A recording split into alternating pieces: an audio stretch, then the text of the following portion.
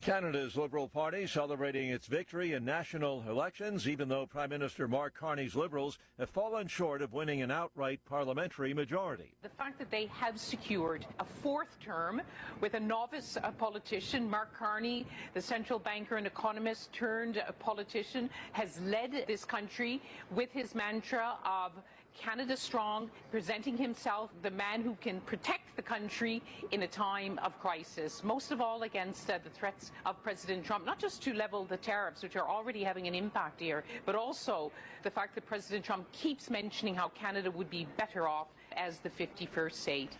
The BBC's Lise Doucette. A senior Kremlin official says clinching a deal to end the war between Russia and Ukraine is far too complex to be done quickly. This as the U.S. labors to bring momentum to peace efforts and expresses frustration over slow progress. Breaking news and analysis, townhall.com. Well, some drivers might have wondered whether they were seeing things, but no, that really was a runaway kangaroo that closed an Alabama interstate the other day. In Western Australia, the sight of a kangaroo running along the side of a highway is commonplace. But in Alabama, a kangaroo named Sheila turned heads as it hopped along Interstate 85 in Macon County, snarling traffic and prompting state troopers to shut down both sides. Motorists like Austin Price just wondering, "Where are you going, buddy?" Troopers captured Sheila with the help of her owner, who had a tranquilizer dart.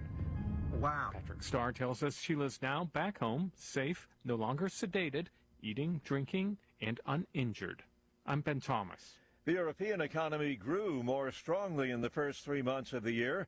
Gross domestic product in the 20 Eurozone countries expanded 0.4% in the first quarter. More on these stories at townhall.com.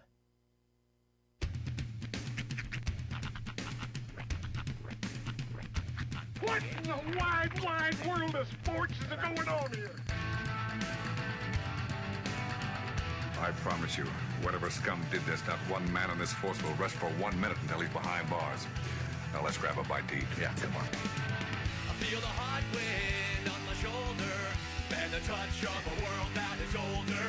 I hit the switch and check the number. I leave it on and then I slumber. I hear the rhythm ringing through it. Flamenco guitar and cumbia music. I hear the talking of the DJ. The devil listen, what does he say? I'm on a Mexican radio. I'm on a Mexican radio. Broadcasting live from high atop the J.P. White Building in downtown Roswell, New Mexico. It's Mornings with Mike Winters on 106.5 Roswell's Talk FM. Is that what I sound like when I talk?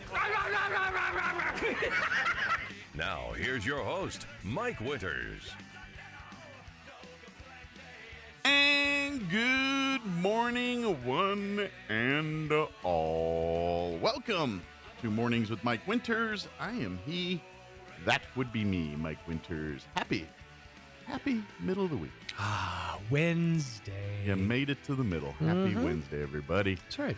Halfway day. It is. Hump day. Whatever day you want to call it. And I don't know. The weather seems weird to me. Yeah. Like today is 79, 80 for a high. Like our rain chances, they're doing a thing with the rain. They're I guess Roy's about to get loud. Something. I feel like that was a judgment on us as a people. Roy just comes in and shuts the door. I mean, I'm trying to monitor my 6-year-old. He's like, it's going to get stinky in here. It's fine. He needs to start waking up. It's almost school time. It's walk and roll day at school, so we got to... Well, we're good at lulling people to sleep. That's Leave right. the door open. That's totally our thing. That's why they hired us for morning radio. We're like a giant snooze button. Up and at 'em, just kidding. Roll back over. But weather-wise, dude, I got to say, yesterday was perfect. The weather's nice, but like the rain thing, like what they've done is like I was looking at the weather today and it's changed. So now they've lessened the rain chances. Yeah. But but we have more days of rain chances. Okay, so it's squished but extruded. Yes. Okay. So like instead of like 60% chances of rain, now we got like 30, sometimes 40. But they start Friday and they go to like next Tuesday. Wow. So So that's as of today. That's a decent pocket. Yeah. So we'll see. Hopefully we get some moisture out of that. But I'm just, you know what I'm saying? What it might bode well for people is if you do have weekend plans. Yeah. Maybe, just maybe, you can squeak it in the suns, in between the suns or in the rains there or whatever. Mm-hmm. So we'll see. But, and then again, you know, folks, you know where we live. It could all be gone by tomorrow. That's right. It is only Wednesday. Card subject to change. That's right. So happy Wednesday, everybody. But yeah, and the weather, enjoy it while we got it. But yeah, today's like 79. I dare I say, Chamber of Commerce, perfect weather. Mm-hmm.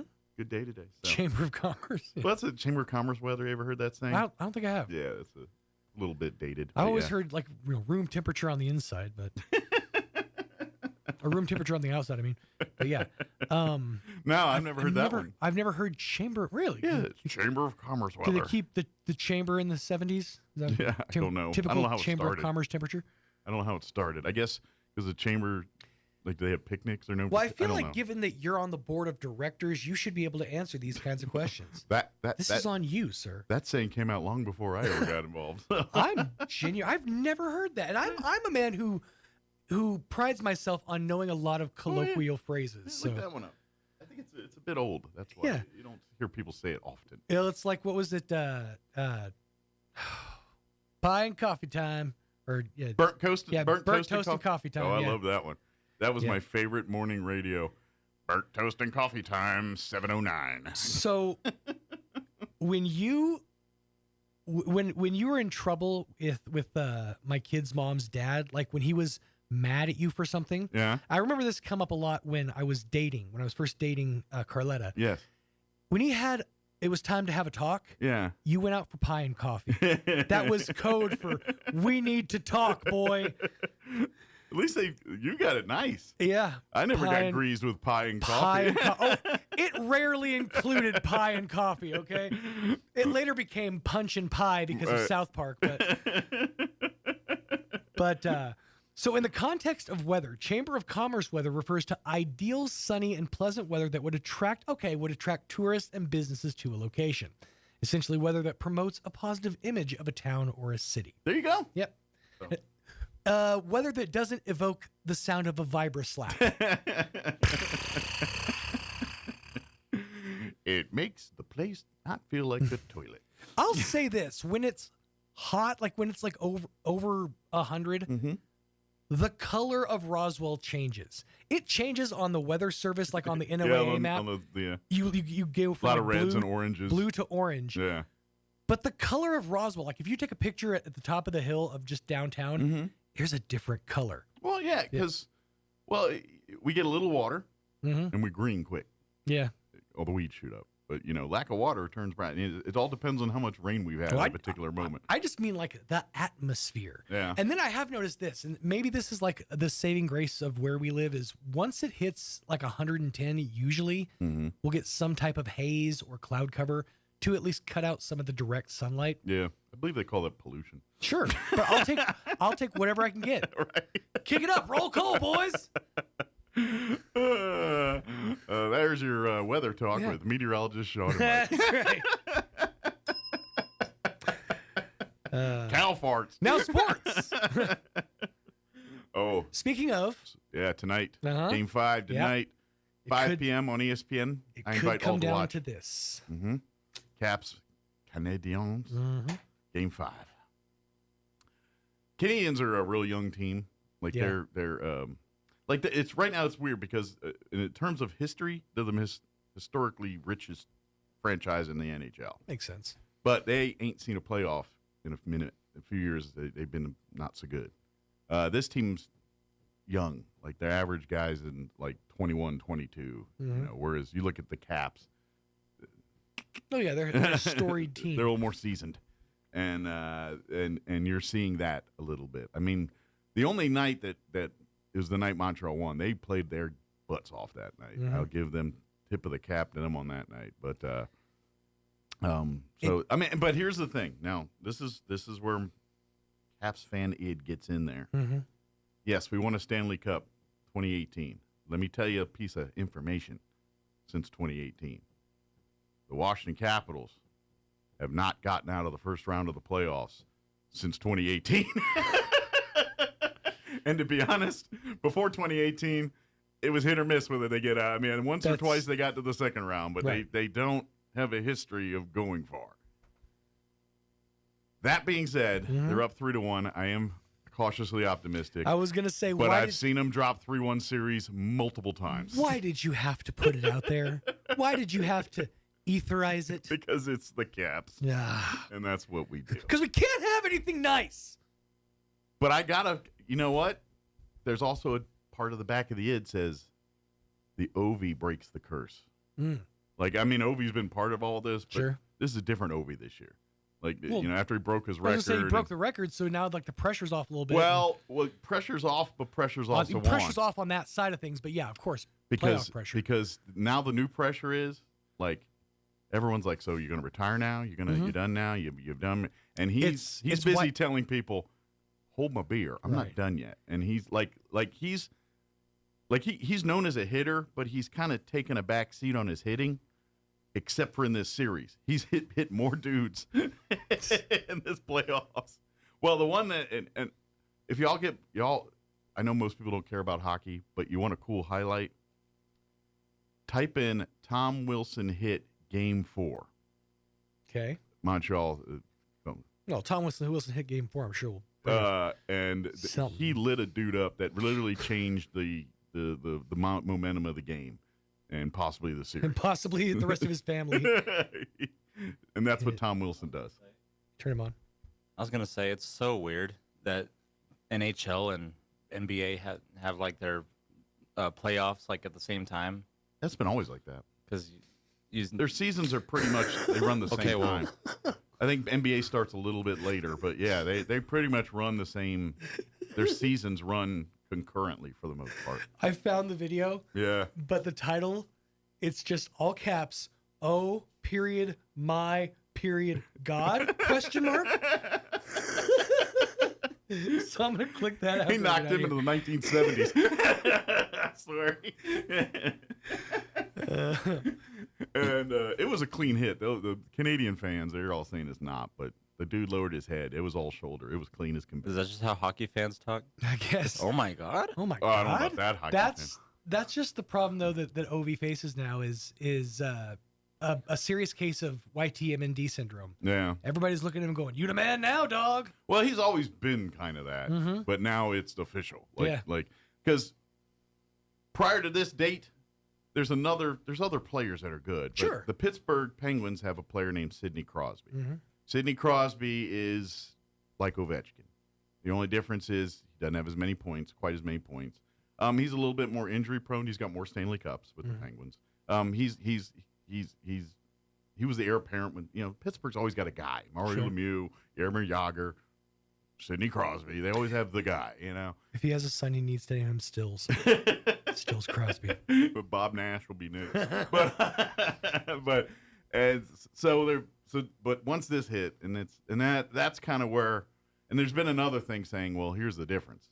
Sidney had a much better supporting cast than Ovi's had over his career, and Ovi's put out more points, So, I mean, at the end of the day, Ovi clearly wins the argument, but Sidney made a case for a minute. Oh, sure. So, but anyway, be a heck of a game to watch. Yeah, when you said Game 5, I was like, "Is he going to talk about NBA right now?" No. They play best of 7. So, yep. NBA. I don't. It's so weird that they also both play best of 7. Well, doesn't the NBA? No, I think baseball. Sometimes their first couple rounds are best of 5, right? And then it's best of 7. I believe the early. That one I do not know. Yeah, I'm not sure. And I think NBA did that for a minute too. I'm not sure. I think hockey never did. They always went 7. They flipped around divisions and stuff how they did it, but I've always played 7. What is it? The Pacers beat somebody, and I can't remember who they are, but they're a good team. You're talking. Nobody in this room knows anything about basketball, so you might. I mean, you do, but we don't. Now, if you're talking about black galvanized rubber, I got you. That's right. You wanted to have a thing about the A team. I got you here. But all right, let me give you the rundown. We do have a full slate for you for today. We're going to replay an interview this hour. Amy McVeigh-Tejas joined us on the 28th to talk about National Day of Prayer tomorrow. They're going to be praying at the pole. Actually, normally they do it on Wednesdays at 9. The official one's going to be moved to tomorrow, but ain't no one stopping you from showing up today at 9 o'clock to pray at the pole. Come on down and do it. It just won't be a formal thing, I guess. But it will be tomorrow before National Day of Prayer. So we talked to that, a few other things with going on with the Historical Society as well. Scholarships, things like that. We announced some of the scholarship recipients. So, a lot of good information there. In the 8 o'clock hour, about 8:15, we're going to have Mark Solis join us with Roswell Night Skies. Also, Chris Whipperman and Gina Montague with Mind Probe Trivia. They're inviting everybody out to a big Star Wars-themed trivia night happening, of course, May the 4th at the American Legion Post 28 facility. Sign your teams up now. It's all a fundraising event for Mark's organization, which is Roswell Night Skies. They're the ones that do the Roswell movies in the park during the summer. I don't know if you can see, like, here's this summer's movies right there. So we'll talk all that with them in the 8 o'clock hour. And then in the 9 o'clock hour, about 9:15, we'll have the folks from American Legion Post 61 join us to talk all about their stuff they've got going on and everything else, too. You know what? It was the Bucks. The Bucks. The Pacers beat the Bucks, the Milwaukee Bucks. Okay. And it's a big upset. Oh, right now? Like, if you know NBA, yeah. Is it like a 1 versus 8 or 12 or whatever the bottom seed is? Kind of. Okay. Yeah. Yeah, because their main guy is pretty good. And what's funny is the Pacers' main guy is his father went on the court, which you're not technically supposed to do. I saw a little bit of that on Twitter. I didn't see all the details, but I saw the brouhaha that came up from it. Yeah, and had his son's, like, a towel with his son's name on it, and went up to the Bucks main guy and was like, "This is what we do. This is how we do it," and like being kind of disrespectful about it. They're so tough until they do that, and then they just come out looking like an idiot. In his head, he thought he had his aha moment and everything else. And he thought he was entitled to be on the court. So many people do this all the time, and you come up looking like even Shaq was defending it. It's like, no, that's the name of the game, and everyone was like, no, you're not entitled to nothing. Like, yeah, you ain't out there running up and down the court. Sit your butt down, son. Thank you, sir. All right, and then, yes, American Legion Post 61 in the 9 o'clock hour. Before you do any of that, though, let's go ahead and get you up to date on the weather from people that actually get, trained to do the weather. I'm meteorologist Steve Hamilton with your Pecos Valley weather. Low 80s and a little bit windy today. A few gusts at 15 to 30 miles an hour, but we will be getting sunshine. High pressure parked overhead for now. We're in the upper 40s and low 50s and clear for the overnight hours, and then very warm on Thursday. Upper 80s to about 90, and we keep the sunshine. We do have a system rolling in on Friday that may bring us some showers and thunderstorms. That's your latest forecast. I'm meteorologist Steve Hamilton. Thank you, Steve. Currently 50 degrees here in Roswell. Humidity is at 44%. Winds currently out of the northwest at 8 miles per hour. Sunny today and 79 for a high. North winds 5 to 15 miles per hour. Hence that Chamber of Commerce weather thing we were talking about earlier. Tonight, mostly clear. Overnight low of 50. Northwest winds of 10 to 15, dropping down 5 to 10 after midnight. Thursday, mostly sunny. 86 for a high tomorrow. North winds 5 to 10 miles per hour. Tomorrow night, cloudy, partly cloudy, with an overnight low of 53. South winds 10 to 15 miles per hour.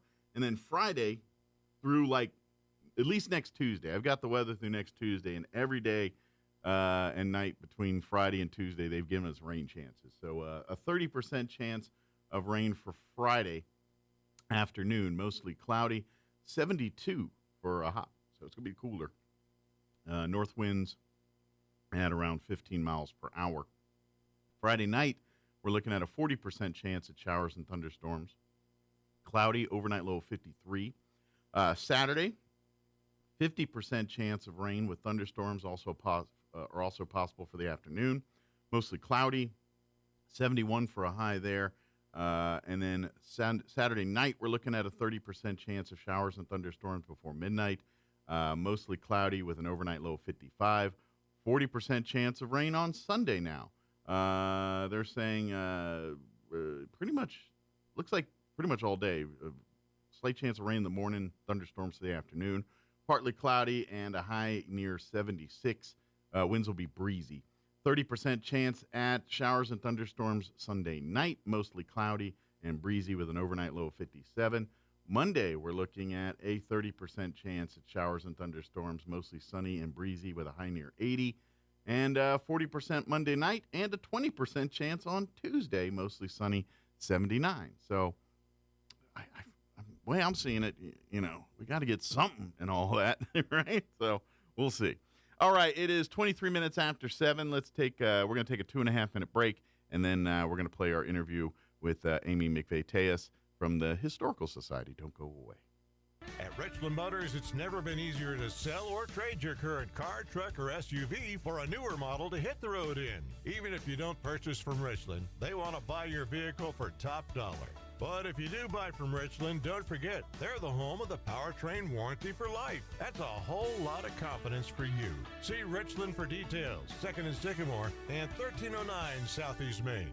Interested in being an electric lineman? Central Valley Electric Cooperative is hosting a lineman camp May 29th from 9 a.m. to 3 p.m. at the CVE office at 1403 North 13th Street in Artesia. Camp is open to ages 17 to 22. Come spend the day with CVE linemen and learn about electricity and perform hands-on activities. Lunch will be provided. For more information and to register, visit cvecoop.org or call 575-746-3571. See if you have what it takes to be an electric lineman on May 29th at CVE's Lineman Camp. We hope to see you there. Bob Reed Pest Control. Reliable, professional, and experienced. The technicians at Bob Reed Pest Control have been providing pest management services for over 50 years and will continue to set high standards for their customers. Protect your family's most important investment, your home, and protect your children and pets from the dangers of poisonous bugs and insects. Everyone at Bob Reed Pest Control are trained and knowledgeable in the latest pest management practices, offering effective treatment plans for each situation. Bob Reed Pest Control. Find them online, BobReedPestControl.com, or call 575-623-5344. Serving all of Southeast New Mexico. Check out some of the Cinco de Mayo specials you'll find this week at your local Farmers Country Market. Select varieties of Julio's salsa are $2.98 each, and select varieties of Tres Leches style cake cups are $3.49 each. In produce, Roma tomatoes are 99 cents a pound, and large Hass avocados are 2 for $3. In the meat department, pork baby back ribs are $2.77 a pound, and family packs of fryer drumsticks are just 87 cents a pound. These are just some of the Cinco de Mayo specials you'll find this week at your local Farmers Country Market. Hi, Chef Anthony Noble here with the Valley Cafe at 801 West Brasher. We love serving you our delicious meals for lunch and dinner. The next time you're in on Monday or Tuesday, bring the family and take advantage of our kids' dinner special. With the purchase of an adult meal, you get a kids' meal for 20% off. That's right. Get the kids fed, save a little money, enjoy what I got cooking in the kitchen. Come visit us at 801 West Brasher in the Orange Building across from Church on the Move in Roswell. We have it all. Come taste and see. Don't forget, you can also find the Valley Cafe on our website at toasttab.com/Valley Cafe. Also on DoorDash, Grubhub, and Uber Eats. Here's a Mornings with Mike Winters fun fact. The U.S. Treasury once considered producing donut-shaped coins. They instead decided to go with coin-shaped donuts. Here's Mike Winters. And good morning. It is 26 minutes after 8 o'clock, and joining us in studio this morning from the Historical Society for Southeast New Mexico, Amy McVeigh-Tejas back with us. Good morning. Good morning. Wearing that hat today, even though it's a busy character counts week. It is. But hat Historical Society. That's right. Today. So. But through history, we'll celebrate, and we want to say Happy Character Counts Week to everybody. Mm-hmm. Yeah, it's going to be a busy week of stuff. That's right. A lot of fun things, and I think I love when other organizations are doing other things that just kind of follow suit right in the Character Counts Week. You know? Absolutely. And to us, we were talking about that last week. Really, every week's Character Counts Week, right? Well, it's kind of like it's character counts is the thing that you need every organization to have for it to work. Amen. Amen. Without character, without the pillars of character infused in it, it's probably not going to be a successful organization. I was talking to you, Challenge, last week, too, and telling them that, in my personal opinion, I have the privilege of working with two things that I think we can all mutually agree on at some capacity, and that's history and character, right? Absolutely. We're all making history through characters. So. It could be a real character in history, too. Oh, we've got some characters, don't we? There's been a few. We resemble that remark. Oh. But, yeah, so we are celebrating. Of course, with that, I know we'll kind of shift gears here. That's right. don't forget this week they're going to be honoring the badge, honoring our teachers. Teachers of character, honoring volunteers. Yeah, the volunteers, just like the traditions are each week. Yes. So I invite you to get on the character counts for Chavez County's Facebook page. For sure. And you can kind of see the schedule events. And please, if you can. That's right. I know selections have already been made, folks. Can't make nominations. That is exactly but right. we'd love to invite you to these events and be a part and share these. People that the community has recognized as some pretty awesome characters in our community. Shout out for Tim Fuller, Executive Director of Character Counts. We can always use members. We can always use board members. We're just coming together to celebrate character. And you're exactly right. Following us on Facebook. If you have any questions, you can message through Facebook. Give us a call. We'll just partner and celebrate as much as we can. Absolutely. Absolutely. But Historical Society's always got stuff going on too. There's always something on the always a few irons in the fire going on with the Historical Society. Of course, real quick, since we got it fresh, this Wednesday and pretty much every Wednesday, don't forget they do meet at the pole. We call Pray at the Pole at 9 a.m. And this week's a little bit unique. Yeah. So this Wednesday, you're welcome to come to the pole. Yeah. But we're pushing it a day.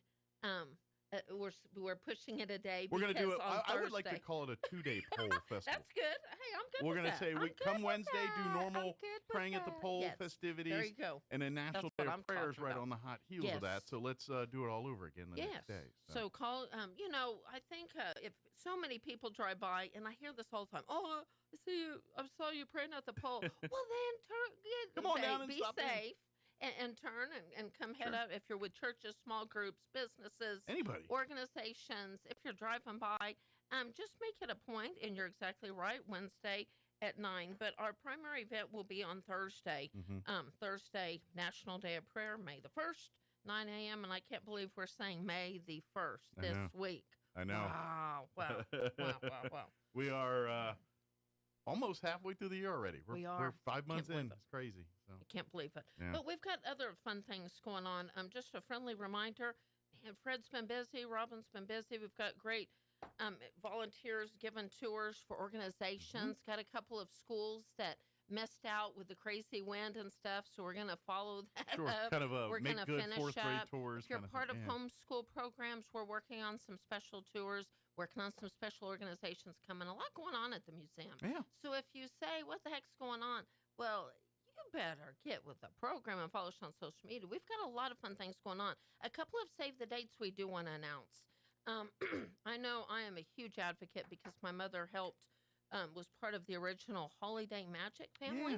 Yeah. And, unfortunately, with the convention center being out of commission, that's really kind of shut that tradition down for a little bit here. Well, I can't believe we'll have been, that was a hard time last year from October to November. So to me, this natural little gathering came together, I think, within like 1 week. Poor Danielle Gonzalez was doing things in the middle of the night, and we were double-checking things. A little gathering came together, and I'm here to say that little gathering from last year is staying the same as his little gathering. We all know we're limited on space in the archives. Sure. There's no way we could ever do Holiday Magic justice. No, but we need some true magic, like magicians, to physically, do some Harry Potter. And we're always leery to do outside events in November. So our little November 22nd gathering, just like last year, we'll have some fun. Members of the society, from Deborah Lucas to Danielle Gonzalez to the Stranges, signing books by Donna and John. Should have been Annie, some fun hats, Desert Cowgirl with some turquoise jewelry. Oh, and we can't leave out the Pecos Valley Chili Company. Oh, yeah. Got to spice it up a little. Put it this way, we're giving you an excuse to shop. There you go. So mark the calendars. That'll be, 10 to 4 on November the 22nd. You're like, Amy, come on now. I know that's a ways away. But mark your calendars. Sure. It's a fun little event. Somebody explained, why aren't y'all doing more people or whatever? This is a sweet little gathering that came together with a handful. Oh, yeah, and Trina Padilla, she's part of Holiday. I don't believe I mentioned her name.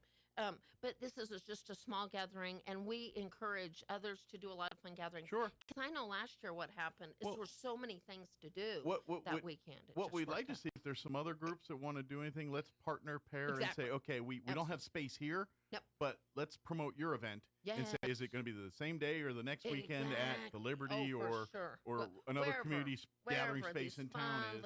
And we say, hey, come out this weekend and then go hit them next weekend because we got some other great holiday magic vendors that are going to be some different ones that are going to be over there. Yeah, that's for sure. And that's kind of where we're at. Part of other things too. We were the weekend before, weekend after. We were part of other things. So just fun little things. Well, I'm thinking about it too. This last weekend, Battle of the Books. We worked with Tammy Rowe from Military Heights. As a matter of fact, she's fourth grade school tour. Shout out to her class that made customized, handwritten, artist level thank yous for school tours. Wow. So the Tammy Rowe special envelope is wow. It's like part of our history now. We've come accustomed. Now, I love all schools. They just really make it a point to learn about it, draw it, discuss it. They embraced it. So, I mean, we always look forward to the Tammy Rowe. But Battle of the Books was this past weekend. We had a little booth with some fun other friends of ours. So thank you for all of that. I know there were kids from Las Cruces and everything. I love it when you see, I can't remember the novel nights. I loved the names of fun little book groups and stuff. So thank you to them and that fun event too. Absolutely. See, when people are saying, Amy, what do you do? We're always, and I wasn't part of that. We headed to Las Cruces and literally blew back yesterday, Mike. Oh my gosh. Because of the wind and everything. I saw friends that got stranded for 3-4 hours. Thank goodness Ralph and I just flew. Our phones were blowing up all afternoon here with the dust storms and the boop, I bet. Boop, and so we saw a lot of cars pulled over. Thank goodness we were able to get through. So anyways, a lot of and then fun we were things. getting tornado warnings on Saturday. Yes. And Ralph and I, every time we leave town, it's, crazy fun things or whatever. We were hoping for rain because usually when we leave town, it rains. Well, it did everything but, I think. Typical. It's about that same way in Las Cruces, too, or whatever. Yeah. We've got a lot of other fun things going on. Probably one of our favorite times of the year, and that's scholarship time. Absolutely. Oh, my goodness. So this is our first public announcement to, first of all, thank and congratulate every graduate from all schools. I know, Mike, we had 11 or more high schools represented through our applications. Excellent. All throughout the state. And then 13 different universities, colleges. Oh, wow. So that 25 schools represented. All throughout probably the Southwest and, on those colleges. Yes. Yeah. So I cannot thank you enough. We cannot thank every applicant enough for their applications. We had to make hard decisions. We had some record-breaking application numbers that made it harder every year. So that's a good our problem scholarship, thank you to our scholarship committee that's dedicated to reading every application, doing those spreadsheets. They do a lot of work during this time. Oh my goodness! And I mean, you're it's a talking dogfight hours because, and hours and hours. Quite frankly, every one of these applicants are deserving. Oh my goodness! And that's the problem. It's like picking your favorite kids. How do you do that? You can't. But that's the job they got. That's right. So that's what they have to do. So I want to thank our scholarship committee chair, Travis Ackerman, numerous board members and committee members that are on this. But I'm ready for some fun announcements. Are you ready, Mike? I'm ready. Yes, Let's do it. This is fun. So 2025 Historical Society scholarships, continuing education, 2 scholarships given in the amount of $1,250. Ava J. Rowe, New Mexico State University, Talissa Espinosa, New Mexico Junior College. Congratulations to those two. We had an outstanding number of continuing education applicants. And Mike, from all over the United States, but also those local connections. These amazing kids locally going to universities all over. So those were hard decisions to make. Awesome. Humanities and Arts, 2 scholarships for $1,250. Trenton M. White, Dexter High School, and Jacob R. Hardwick, Roswell High School. Congratulations to both of those. That was a hard-fought category. Woo! I mean, my goodness. And that's who we are. That's our humanities and arts. That's the original scholarships. So somebody asked me, sure, how long have you been given scholarships? Have you always given those scholarships? Those are the OGs. The original is humanities and arts. That's who we are. That's what we are. And I love to think, I know we have got artists, doing great things. I know we have tattoo artists doing great things. Great category. Well, and to be honest, that's when you go to a museum, not just ours but any museum. Yes. What are you looking at? You're looking at the lives of these folks, and a lot of it's expressed through art, through these. It's sure it's great to go see this old desk that some document was signed on. That's really cool, but more people excited to see the Mona Lisa. Just saying. Oh, you know just what I saying. mean? It is what it is. I mean, because of what it represents. That's exactly right. That's exactly right. So yeah, art is very much a part of it. The STEM category, that's always a highly sought after category. 2 scholarships in the amount of $1,250. Victor Barbosa, New Mexico Military Institute, and Nailani Cobos, Dexter High School. Congratulations to those 2 amazing, dynamic individuals going to do great things. We're just happy to be part of it. And last but not least, the character category. That is always one of our largest applications. It covers so many different. It's the broadest category. Well, it really is. And, you through the resilience and through these kids that have risen above COVID and all those circumstances to just come out shining. I think that's so amazing. And I love to talk about, early college. We have so many amazing schools, but when you look at these applications from kids at early college, graduating, many of them with these associate's degrees and doing great things, when you're getting a high school diploma and your associates and those types of things. At the same time. Shout out to early college and what they're doing out there. Yeah. But with no further ado, character, 2 scholarships in the amount of $1,250. Esmeralda Moraz Ortiz, Early College High School, and Gabriel Mason Anaya, Roswell High School. So these are the 2025 scholarship recipients. Awesome. Congratulations to all of them. Huge shout out to Troy Hayes and the Linda Hayes Trust, the TSI Family Fund, and FM Nelson. So these scholarships right here were mainly funded by the Linda Hayes Trust. And we have others like the TSI Family Fund and FM Nelson are also helping not only these scholarships, but also coming up next month.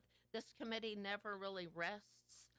It's true. It's kind of on to the next thing. Next month, we're going to be making those hard decisions for the first class of 2025, first graduation class at New Mexico Youth Challenge Academy. Awesome. They'll be graduating in June, and then we'll finish up with the other group in for December. Some of those folks that are moving on. So we had, I want to shout out to New Mexico Youth Challenge Academy. We have had some grounds issues.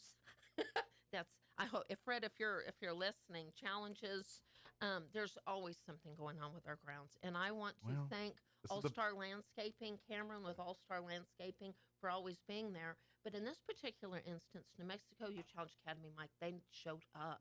When they showed up, they helped us save thousands of dollars and help Cameron get some rock and block off some drainage issues that we've had from flood and everything. Sure. And so we're working hard. Thank you to Fred Boggs that heads up that committee. There's always something going on. But Youth Challenge really stepped up. Now, we did give them pizza, Mike. Nice. We did give them goodies, treats, blessings, but they you can did fund leave a lot of with things pizza. with pizza. That's right. Yeah, That's you right. can move That mountains made it with all pizza. right. That's right. You're dadgum right. That's right. And we had plenty of pizza. So I just want to thank you. And, we've got kids that have been volunteering for years. We've got kids going from Notre Dame to NMUR or whatever. But one thing I want to remind people is the Historical Society doesn't just hand out scholarships. We're developing relationships that continue. Some of these kids want to continue to come be volunteers with the society. They're keeping us updated. They're getting married. They're having kids now, Mike. Mike, we're having like kids almost not in kindergarten yet. Been from a scholarship. Yeah, that's that part of getting old. It's cool, but sucks at the same time. We're gonna I'm pretty soon gonna be a grandma. Right. But you know what? We're just developing relationships and encouraging these kids to come back and just invest in our community. And we're seeing that happen. Yeah. And we're just continuing to, just like through Leadership Roswell. You know what I was looking at, Mike? There's no coincidence. Some of these kids that received our scholarships, there's no coincidence they were part of Teen Leadership Institute and those other things. Well, these kids that are, they're spreading the field. They're out. They're being aggressive. These kids are they're goal oriented. They've got what they want to do, and we are part of the process for them to achieve that goal. So they're gonna, kids that do this, they're smart. They're throwing their eggs in many baskets, and trying to see how many chickens they come at the end of the day. And they're not winning in every different facet, but they're just staying involved. This is the path. This is the way. That's right. Like if you want to be successful, you got to put yourself out there, and whatever it is that you're wanting to do, whether it's paint or go create the next rocket to Jupiter or whatever it is, you got to put it out there. That's you got to right. put that work in. That's do right. Whatever it is. I want to remind people also we're developing our team, as many organizations are, for the air races. And you can be part of the volunteer crew for the Historical Society. And we might be the Hysterical Society. But yeah, if you put it this way. Yes.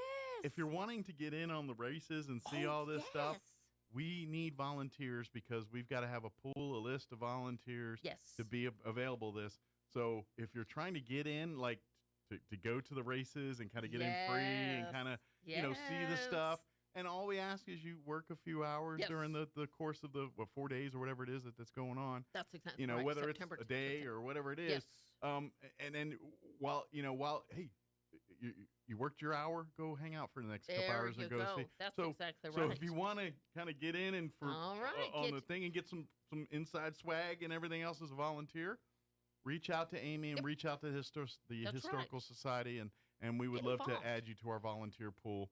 And by the way, you might find out that we got a lot of other cool stuff. Like if you're in as the airplanes, you might realize we got a lot of cool stuff at the Historical Society too. It's so true. And you know what, Mike? What I loved is some of these kids even through applying through scholarships, learning more about that. So we encourage that for sure. So we need, if you're not familiar with this process, you can't just show up at the air races to volunteer. Yeah, don't work that way. And we want to encourage all locals to support all organizations. Absolutely. But you need to get your volunteer application in. That's what the air races would be saying. And if you're not attached to anybody and you want to kind of get in, some of our people are like helping at Grace Community Church, all these different employers of this. But call the museum at 622-8333. We have the handbooks and the applications. We need to get those. Well, and that's the thing too, and this is a different discussion for another day, but you and I have had this. When it comes to here locally, there's a 100 to 200 people that are consistently involved in multiple groups and things.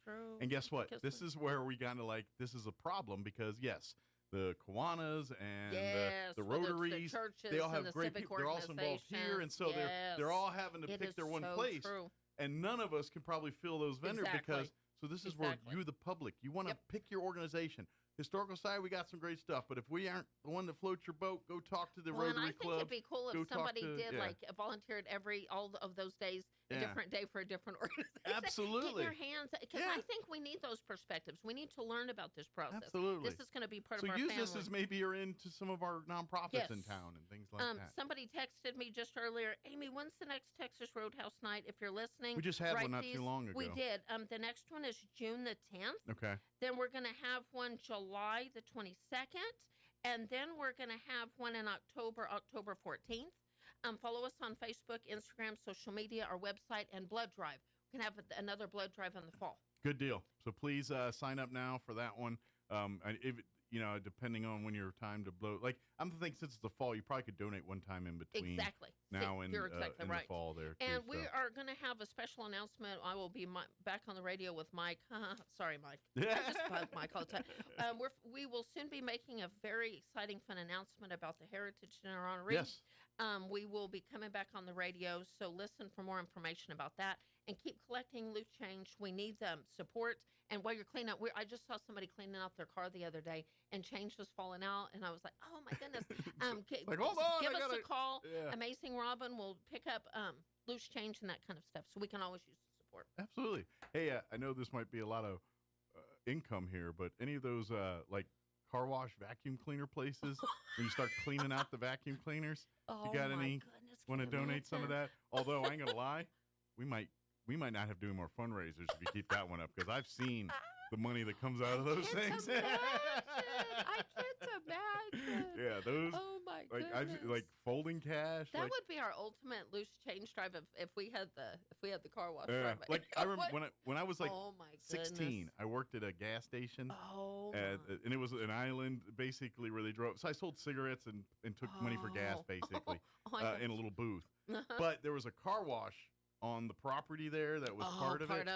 And so the car wash was going, but then they had a half dozen vacuum cleaners where those big red, and the guy would the come big- every so often to empty those, and he'd show me, man. It was like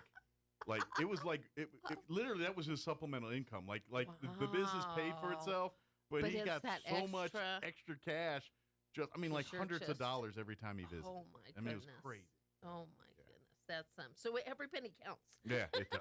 It absolutely does. Hey, give us a call if you want more information about this, anything. We're doing tours. We're doing fun things. A lot of things going on. Working on some other events. We're trying to get this event calendar. Oh, and before I forget, I know we'll be announcing Museum Day very soon. Yes. So follow us for that. Working on those dates and stuff. And that's when we get all of our museums in town on board, and you come see. And even though again some of them are still dealing with issues from flood, Yes. I can think at least 2 of them right off the top of my head. Yes. We will be representing all. That- Hopefully by you then. better believe it. Like Walker, I'm definitely hoping is open by the time Museum Day's back. Well, and one thing I love is we're just family, and we just had that Art and M Culture Day. Shout out to everybody, the library and Caroline. Yeah, the Brooks and library was everybody. busy Well, that and Lori weekend. Roof and so many things. You know what? We're resilient. We come together. Yeah, like cowboy poetry and cowboy art Friday night, and then everything else Saturday. Yeah. So shout out to Enid and the library, and I just love. We're all family, Yep. and we're all coming together to do great things. Absolutely. We really appreciate it. Oh, one more thing before we go. Since you talked about the Texas Roadhouse night in June, yes. Over the weekend, we had a meal over there, and granted, most time I'll get a steak or something. 'Cause hello, when in Rome. Hello, when in Rome. Right. However, I wasn't feeling steak the other day. It was a Okay. lunch, and I was like, I don't want no big old steak for lunch. No, you know, I was like- you need a little something. so I tried, and I highly recommend it. Okay. The portobello chicken. Okay. So it's the chicken breast, grilled chicken breast, with the portobello mushrooms and a mushroom sauce, and they put this. I can't remember what cheese it is, but it's enough to. I think it's a mozzarella Colby Jack cheese combo. Delightful. Okay. Just saying, I licked the plate. It was that good. That was pretty good. Okay. Pairs nicely with mashed See? potatoes and green beans. Yes. Oh, yes. See? Now we're talking. There you go. So maybe that'd be your June fare. when There we you do our go. next Yes, Roadhouse. absolutely. Good deal. Is there anything we missed, Amy? Did we get all? Give me a call, 622-8333. If I'm not available, leave a message. RoswellNMHistory.org, historydirector@outlook.com. And we've got people needing to do research, I know, today. If you need specific questions in the archive, 622-1176.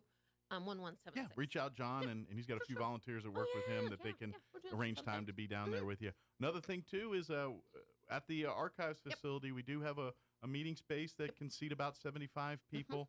It does have a full home-based kitchen. Right. It's not commercial grade, but Right. it's like the one in your house. So nice. So if you can cook up a meal in there if you need to, whatever, but maybe not for 100 people, but unless they're eating finger foods or something. But anyway, it's a house-sized kitchen.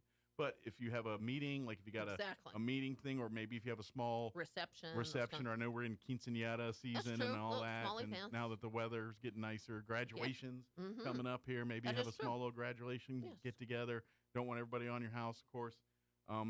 Don't forget the property is a beautiful place for pictures, It is. especially we were talking about the Oh, garden my clubs and all the goodness. people that volunteer to help make that Yes, place look yes. awesome. Well, the fruit of that is it's a great place to come for photos. I mean, We're seeing a lot of caps and gowns lately, Mike. yeah. Well, the It's JP that- White porch is one of Yes. those grandiose. It just little it garden evokes an area. image. I don't care where what you've been. You walk up to the JP White House and you're standing on that grandiose porch, and the grand entrance, which is very Victorian, very much of that. That it evokes a certain way. Like does. like you can't help it. It's like when you go into churches sometimes. It's true. And you no matter what you're wearing or whatever, you still feel a little like you It's gotta. true. That evokes that same kind of. Exactly. All right, I gotta be on my P's and Q's. Well, and we I'm have on- geocache. And you know what, Mike? It's so funny. We even have a pretty backside. That sounds funny. Yeah, thank you. We do. I've been working out. Somebody, one of our photographers, I'm not going to say names, she doesn't prefer the front area porch. She likes our She likes in the backside, back? like the brick. The family wall and backyard stuff. kind of. So see, I Yeah. love that but geocaching, if you're not familiar Yeah. with geocaching, that's a big thing. That's a big, so we have our own geocache. Yeah. Familiarize Yeah, yourself more I'm with that. learning. I've learned just in our board meetings a little bit about it, but kind of it's exciting. it's like kind of like Pokemon, Well, but and not like, game like that. It's more for right, adults. An adventure, like Yeah. not hide and seek, but Like a scavenger hunt. scavenger, Yeah, exactly. in that vein. Isk. But Google, But I digital. assure you, if you say what is geocaching, that website's going to come up. Yeah. You can register. It's a lot of fun, and people I are think really coming. I think a for lot of people that are like retirees that RV and stuff, people that travel a lot. This is like a kind of an activity that they like to participate Exactly. in. And I want to thank Mr. Grady. He has been so wonderful to call and say, why in the world don't you have geocache on your property? Well, now we do. Thanks, Mr. Grady. Ask, and you shall receive. That's exactly right. Now, he better be on the thing. Like, whatever proof you've been there. Oh, yes. Oh, that's right. Yes, yes, yes, yes, yes. And it is a little bit of a challenge to find our geocache. But if you have any questions, just call the museum, 622-8333. We'll be happy to work together on anything. And then don't forget, we do tours by appointment. If you got family, friends, whatever, just give us a call. Pick the time. We'll arrange to have some docents there to guide you through. So we're not competing, but I am going to say some of our tours guests right now are really giving totally different tours. Oh. And we've had people come back with requests? Robin and then with Fred, and they're learning and growing and doing unique things. So are they taking requests yet on docents? Like, can I request Fred for my tour? And I would love to say, last time I had Fred, next time I'll have Robin or others or whatever. Give it a try. We'll see what we can do on Melanie, that all one. kinds of Yes, these people do have their own lives and things. We do. But So give I'm us sure a call in if you do make a request, yes, we'll see what we can do to honor that. So we'll do our best to work it out. And don't forget Mother's Day, Father's Day, right around the corner. Books. Peter Hurd prints. If you're looking for great gifts for mom or dad here in the next couple months, some new books. Absolutely. The especially the the artwork and things. And we're so thankful that the Hurd and that family's it's kind of been amazing. And we've had requests. It's a great gift that they've really helped us I love over when the we're years. sending them to Canada and all over. Poland, I think. Yes. So if you have any questions, give us a call or email me at historydirector@outlook.com. Follow us on social media for some of our fun posts. Yeah. And thank you very much. We appreciate it. And then see you on Wednesday and Thursday this week. Praying at the Pole 2 times. 9 o'clock Wednesday, and then official for National Day of Prayer on Thursday. Like I said, Wednesday's always informal, exactly. so please come. If you're not available this week, from here on out, it's Wednesday. Yeah, So but this week we're doing a twofer because there you go. It's warranted. There you go. There you go. Because we need to. And you know what? Never heard someone say, "No, I prayed too much on that one." Never heard. Never heard that one before. Whether you bow your head and just have a moment of silence. Two things you never pray too much on that one, and You're not exactly right. never. That was too much cheese. Never heard that one either. And then throw ice cream in there. That's right. We're not cheesy, but we love ice cream. That's right. Well, thank you, Amy. Thank you very much. We'll see you next time. We appreciate it. For joining us. Our top story today, we begin in Roswell, where a man named Alfonso Reyes Vasquez Jr. has been sentenced to 10 years in state prison. He was ordered to serve the prison term for the killing of a man back in 2018. Vasquez Jr. of Roswell was arrested in 2022, 4 years after the death of a man named Freddie Bersane. He is currently behind bars in Colorado. He will serve his sentence once his current time there ends. The U.S. federal government will lease more land in Eddy County for more oil and gas exploration. A new auction is scheduled for July 24th. The BLM is proposing about 7,300 acres of land on 14 parcels in Eddy County and 200 acres on 2 parcels in Lee County. A 30-day protest period runs through May 14th. You're up to date with a look at local news. I'm Jared Sorello. People are losing it over a Wi-Fi trick that involves, get this, plain old aluminum foil. A viral post on X says, stick some foil behind your router and thank me later. Well, it blew up. One guy said he finally got Wi-Fi in a dead zone in his house. Another said, this changed my life. I'm Kim Commando for Total AV, the award-winning antivirus software for just $19 a year right now at protectwithkim.com. I've spoken about this trick before. You fold a sheet of foil into a curve, prop it behind your router's antennas, and boom, you just built a homemade Wi-Fi booster. It's cheap, it's fast, and surprisingly awesome. But foil's not just for better bars. Do you have any loose batteries? Jam a little foil between the battery and the contact to keep your remote working.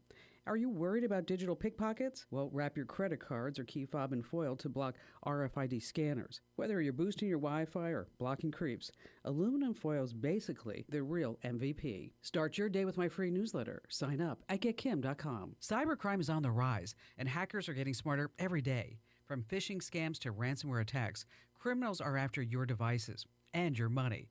So how do you fight back? One of the best defenses is solid antivirus software. Blocks suspicious websites and stops hackers before they can do any damage. A healthy dose of skepticism when opening emails or clicking links doesn't hurt either. But for the antivirus help you need, I trust and recommend Total AV. They update you in real time, keeping you protected from the latest threats. Go to protectwithkim.com now and get Total AV for just $19 for the first year. It covers up to 5 devices, including Windows, Macs, and smartphones. That's protectwithkim.com. Don't wait until it's too late. Your security matters. Get protected now.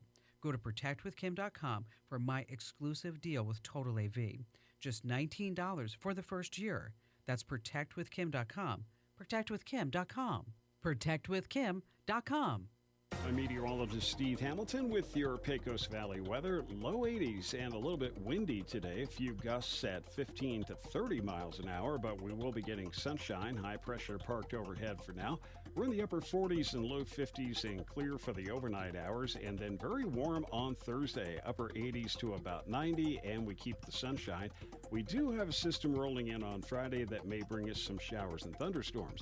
That's your latest forecast. I'm meteorologist Steve Hamilton. Running a business is tough. Operational demands change fast, and keeping up can feel impossible. That's where DSI comes in. We've been helping local businesses thrive for over 25 years. Running a business is tough. Operational demands change fast, and keeping up can feel impossible. That's where DSI comes in. We've been helping local businesses thrive for over 25 years. You might know us for printer products, but we're your one-stop shop for cutting-edge office technology, from managed IT to video security, audio-visual technology, and more. DSI has everything you need. We're flexible, local, and have the resources of a national corporation. Be more productive. Make more money. DSI, the heartbeat of business. Visit DSINM.com. Was the Coyotes losing at Carlsbad 1-0. Only one run given up by Alani Tarrant, the pitcher for Roswell. She's only a freshman. She only allowed 3 hits. Roswell will finish off the regular season at home, a doubleheader against Clovis Friday at 4:30. Meanwhile, it was the Roswell baseball team losing against Clovis at home by a score of 2-0. Though 2 runs came in the 8th inning, Jace Griffin worked 7 2/3 innings for the Coyotes. He's a junior pitcher for Roswell, which is 9-15 overall, 1-4 in district play. Also yesterday in softball, it was Goddard winning at home against Portales 9-7. They'll host Lovington doubleheader on Friday. The Sports Report brought to you by DSI. Call DSI for all your office technology needs. I'm Eric Butler at Roswell's Talk FM 106.5. The great one, Mark Levin, is now in Roswell on 106.5 KEND Roswell. Economic report by the Commerce Department. The U.S. economy shrank in the first quarter. The gross domestic product contracted 0.3%. President Trump celebrates the first 100 days of his second term. He tells a big rally in Warren, Michigan, "You haven't seen anything yet." You finally have a champion for workers in the White House, and instead of putting China first, I'm putting Michigan first, and I'm putting America first. The president says he's in the process of taking America back from what he calls a sick political class.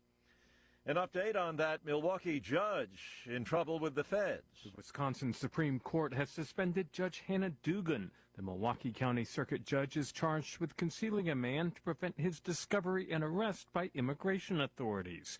The FBI arrested Dugan last week, accusing her of escorting Eduardo Flores Ruiz from her court through the jury door after learning ICE agents were in the building seeking his arrest. The state Supreme Court says it's in the public interest to temporarily relieve her of her duties while she's facing the federal charges. Dugan's legal team says it's disappointed the court acted in unilateral fashion. They say Dugan's innocent and look forward to her vindication. I'm Ben Thomas. Several young men under arrest after a food cart vendor was shot in the arm this morning in New York City's Times Square. The victim expected to recover. The Supreme Court hearing arguments today over plans for an online Catholic charter school in Oklahoma. The question is, should public money flow directly to a religious school? On Wall Street, the Dow is down 665 points. The Nasdaq Composite Index off 448 points. That's a loss of roughly 2.5%. More on these stories at townhall.com. Here's an important message from the Diabetes Solution Center. Do you like pricking your fingers to test your blood sugar levels? No one does, but it's important to maintain your health. And now, by wearing a small remote device called a continuous glucose monitor, or CGM, you don't need to prick your fingers anymore. It's easy to use and helps you make more accurate diabetes treatment decisions. If you are testing your blood sugar 3 or more times daily, injecting insulin, or using an insulin pump, call the Diabetes Solution Center right now. And if you have Medicare or most major insurance coverage, you may be able to get a new CGM at little to no out-of-pocket cost. Shipping is free, and we'll even bill your insurance company for you. If you are testing your blood sugar 3 or more times daily, injecting insulin, or using an insulin pump, call the Diabetes Solution Center right now to learn how to end the painful finger sticks and get your own continuous glucose monitor, or CGM, at little to no out-of-pocket cost. Chinese manufacturing took a big hit this month. Manufacturing activity tumbled more sharply than analysts expected, registering a significant decline from the month of March. The extent of this drop is down in part to a flurry of exports last month, as manufacturers rushed to ship out goods just before the tariffs kicked in. But even so, China has been hurt by the enormous 145% levies imposed by the United States. Neither side so far has made the first move towards negotiations in this trade war, which China's leadership has vowed to fight until the bitter end if necessary. That's a BBC's Nick Marsh. Police say makeshift bombs set off along a road in northeastern Nigeria killed at least 26 people in several vehicles, with women and children among the victims, an ISIS-affiliated group claiming responsibility for the attack. News and analysis, townhall.com. Drive a Caddy, a Chevy, or a GMC vehicle? GM is recalling almost 600,000 of them. It's all due to potential manufacturing defects that can cause engine failure. The recall covers certain Cadillac Escalades, Chevrolet Silverado 1500s, Suburbans, and Tahoes, as well as GMC Sierra 1500s, Yukons, and Yukon XLs between model years 2021 and 2024. According to the National Highway Traffic Safety Administration, these engines may have connecting rod or crankshaft component problems that could lead to engine damage. Dealers will inspect affected vehicles and repair or replace the engine if necessary with newer components free of charge. Keith Peters, Washington. A runaway kangaroo closed a stretch of I-85 in Alabama yesterday, shut down until Sheila, the kangaroo, could be captured. She wasn't hurt, nor was anyone else. Sheila's now back home, safe and sound. More on these stories at townhall.com.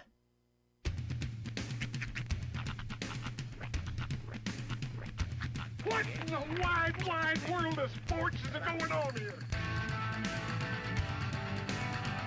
I promise you, whatever scum did this, not one man on this force will rest for 1 minute until he's behind bars. Now let's grab a bite to eat. Yeah, come on. I feel the hot wind on my shoulder and the touch of a world that is older. I hit the switch and check the number. I leave it on and then I slumber. I hear the rhythm ringing through it. Flamenco guitar and cumbia music. I hear the talking of the DJ. The travel said, what does he say? I'm on a Mexican radio. I'm on a Mexican radio. Broadcasting live from high atop the J.P. White Building in downtown Roswell, New Mexico. It's Mornings with Mike Winters on 106.5 Roswell's Talk FM. Is that what I sound like when I talk? Now, here's your host, Mike Winters. And good morning. It is 6 minutes after 8 o'clock. Welcome to hour number 2. The Deuce of Mornings with Mike Winters, right here on 106.5 Roswell's Talk FM. Happy Wednesday, everybody. Thank you, Roy. Sean is taking his kid to a thing this morning. The Deuce it is. Yeah, he's doing a thing with his kid, and he sent me a pic saying, I might be late. There was a big line of kids.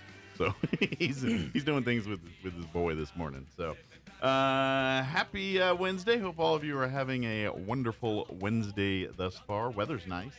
Yeah. Gonna be all beautiful weather today, and then we got it was like perfect last night. Yeah, weather's been nice last couple days. Like, it was kind of cold there in, like, the afternoon or evening-ish, but, like, at nighttime, it was, like, perfect. Like, I wish summer could be like that every night. Yeah.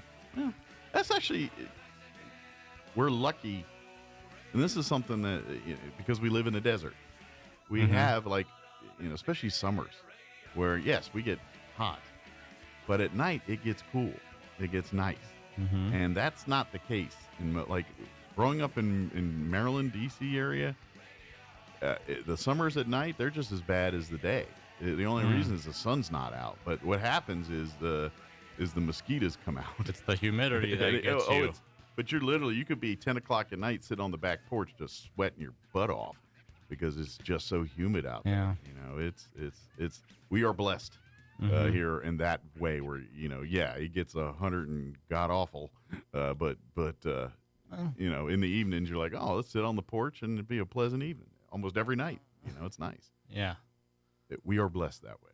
So it's kind of one of those things where grass is always greener or not, but it's not really, because, people like talk about the desert and as a guy that grew up in one place and has spent the other half of my life in the other place, there's advantages and disadvantages of both. Like, there's days I don't miss any of the summers from back east, not at all. I'll take ours and twice on Tuesday, every time.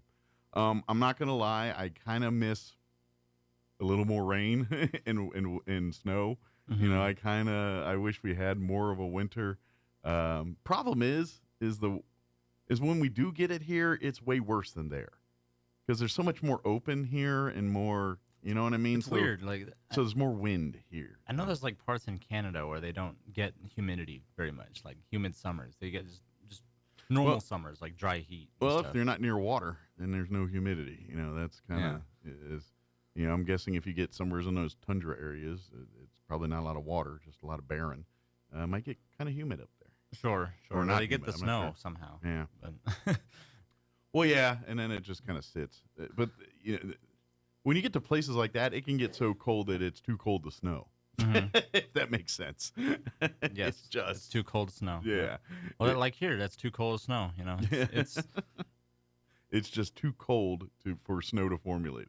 It's just so bad. Yeah, but everything's different, and here you have normal daylight hours. Because if it actually snowed, it would get a little bit warmer because of the humidity that comes with it. Yeah, but like here with the daylight and stuff, that's nice too. That's another thing you don't realize. It's obviously living in Alaska and things. They get dark all day during the winter and same.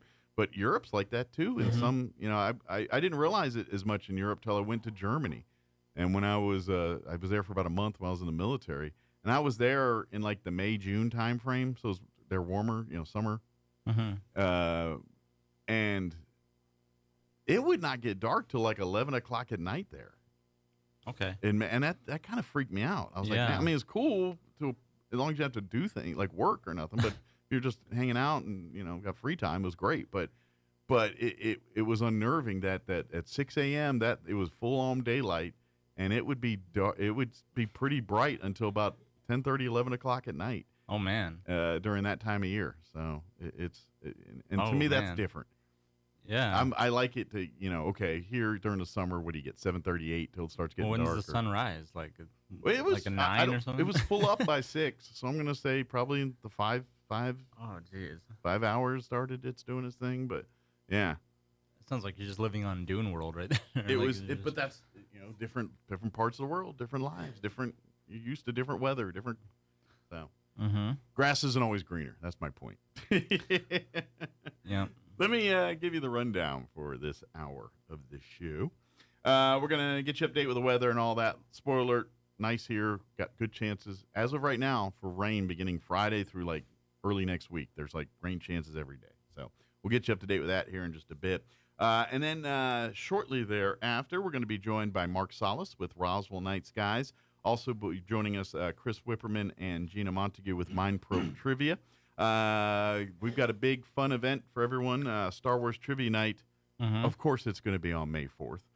It's going to be at the American Legion Post 28. It's a fundraising event for Mark's organization, Roswell Night Skies. They're the folks that they do the movies in the park during the summer. Yeah. And so raising money for that. And so I want to invite teams to still sign up and get in on the Star Wars Trivia Nights. We'll get the update from them and all that good stuff here. And then later on this hour, we'll get you up to date with news and business reports. And so speaking of Star Wars, they are, I don't think anyone knows this right now, but they are showing Revenge of the Sith. Episode 3 at the movie, at the theaters. Okay, I guess at both theaters. Okay, like it's everywhere. They released it in the theaters again. Yeah. Okay. Yeah, like a full-on release, re-release for that movie. Well, maybe watch it if you haven't. Study up for May 4th. It might be a few Revenge of the Sith questions. Yeah, but you know what? I just realized something when I watched that, and because I watched it last night, in theaters. Okay. I've never actually watched it like front to back in one sitting. Really? You know, I've only watched it on DVD or on TV. So do you like it better now that you did that? I never realized how long that movie really is. Yeah, it's a lot of in between. Like I was able to always just pause it and come back. Yeah. Or something. That's how I feel about the Dune movies. I can't. I got through those, but I've never sat through one thing and watched them all. I was like, wow, this is really drug out. Yeah. Like, this is like I can see why some people felt away, but yeah. That's how I kind of feel about Dune movies, but they just drag them out for me. But, like, I think, say whatever you want about that movie, about the prequels. Yeah. They still, in my opinion, they blow the water out of the, they blow the new Disney Star Wars movies out of the water. Yeah. Like, yeah, like just entertainment-wise. Well, like, and as a Star Wars movie, you know. And like, part of it is the big thing. It's they're not making it for us anymore. No. They're making it for kids, for the next generation. It's not made for 40, 50-year-old men anymore. Well, I was going to say they're making it for the millennials. Oh, yeah, the millennial generation. It's for 20-somethings and teens and younger folks. Who have to look back at everything ironically. And yep. You know. And I'm going to take a stab. This Star Wars thing's going to keep going. And when these kids are our age, they're going to be hot mad about it because Star Wars is not going to be for them anymore either.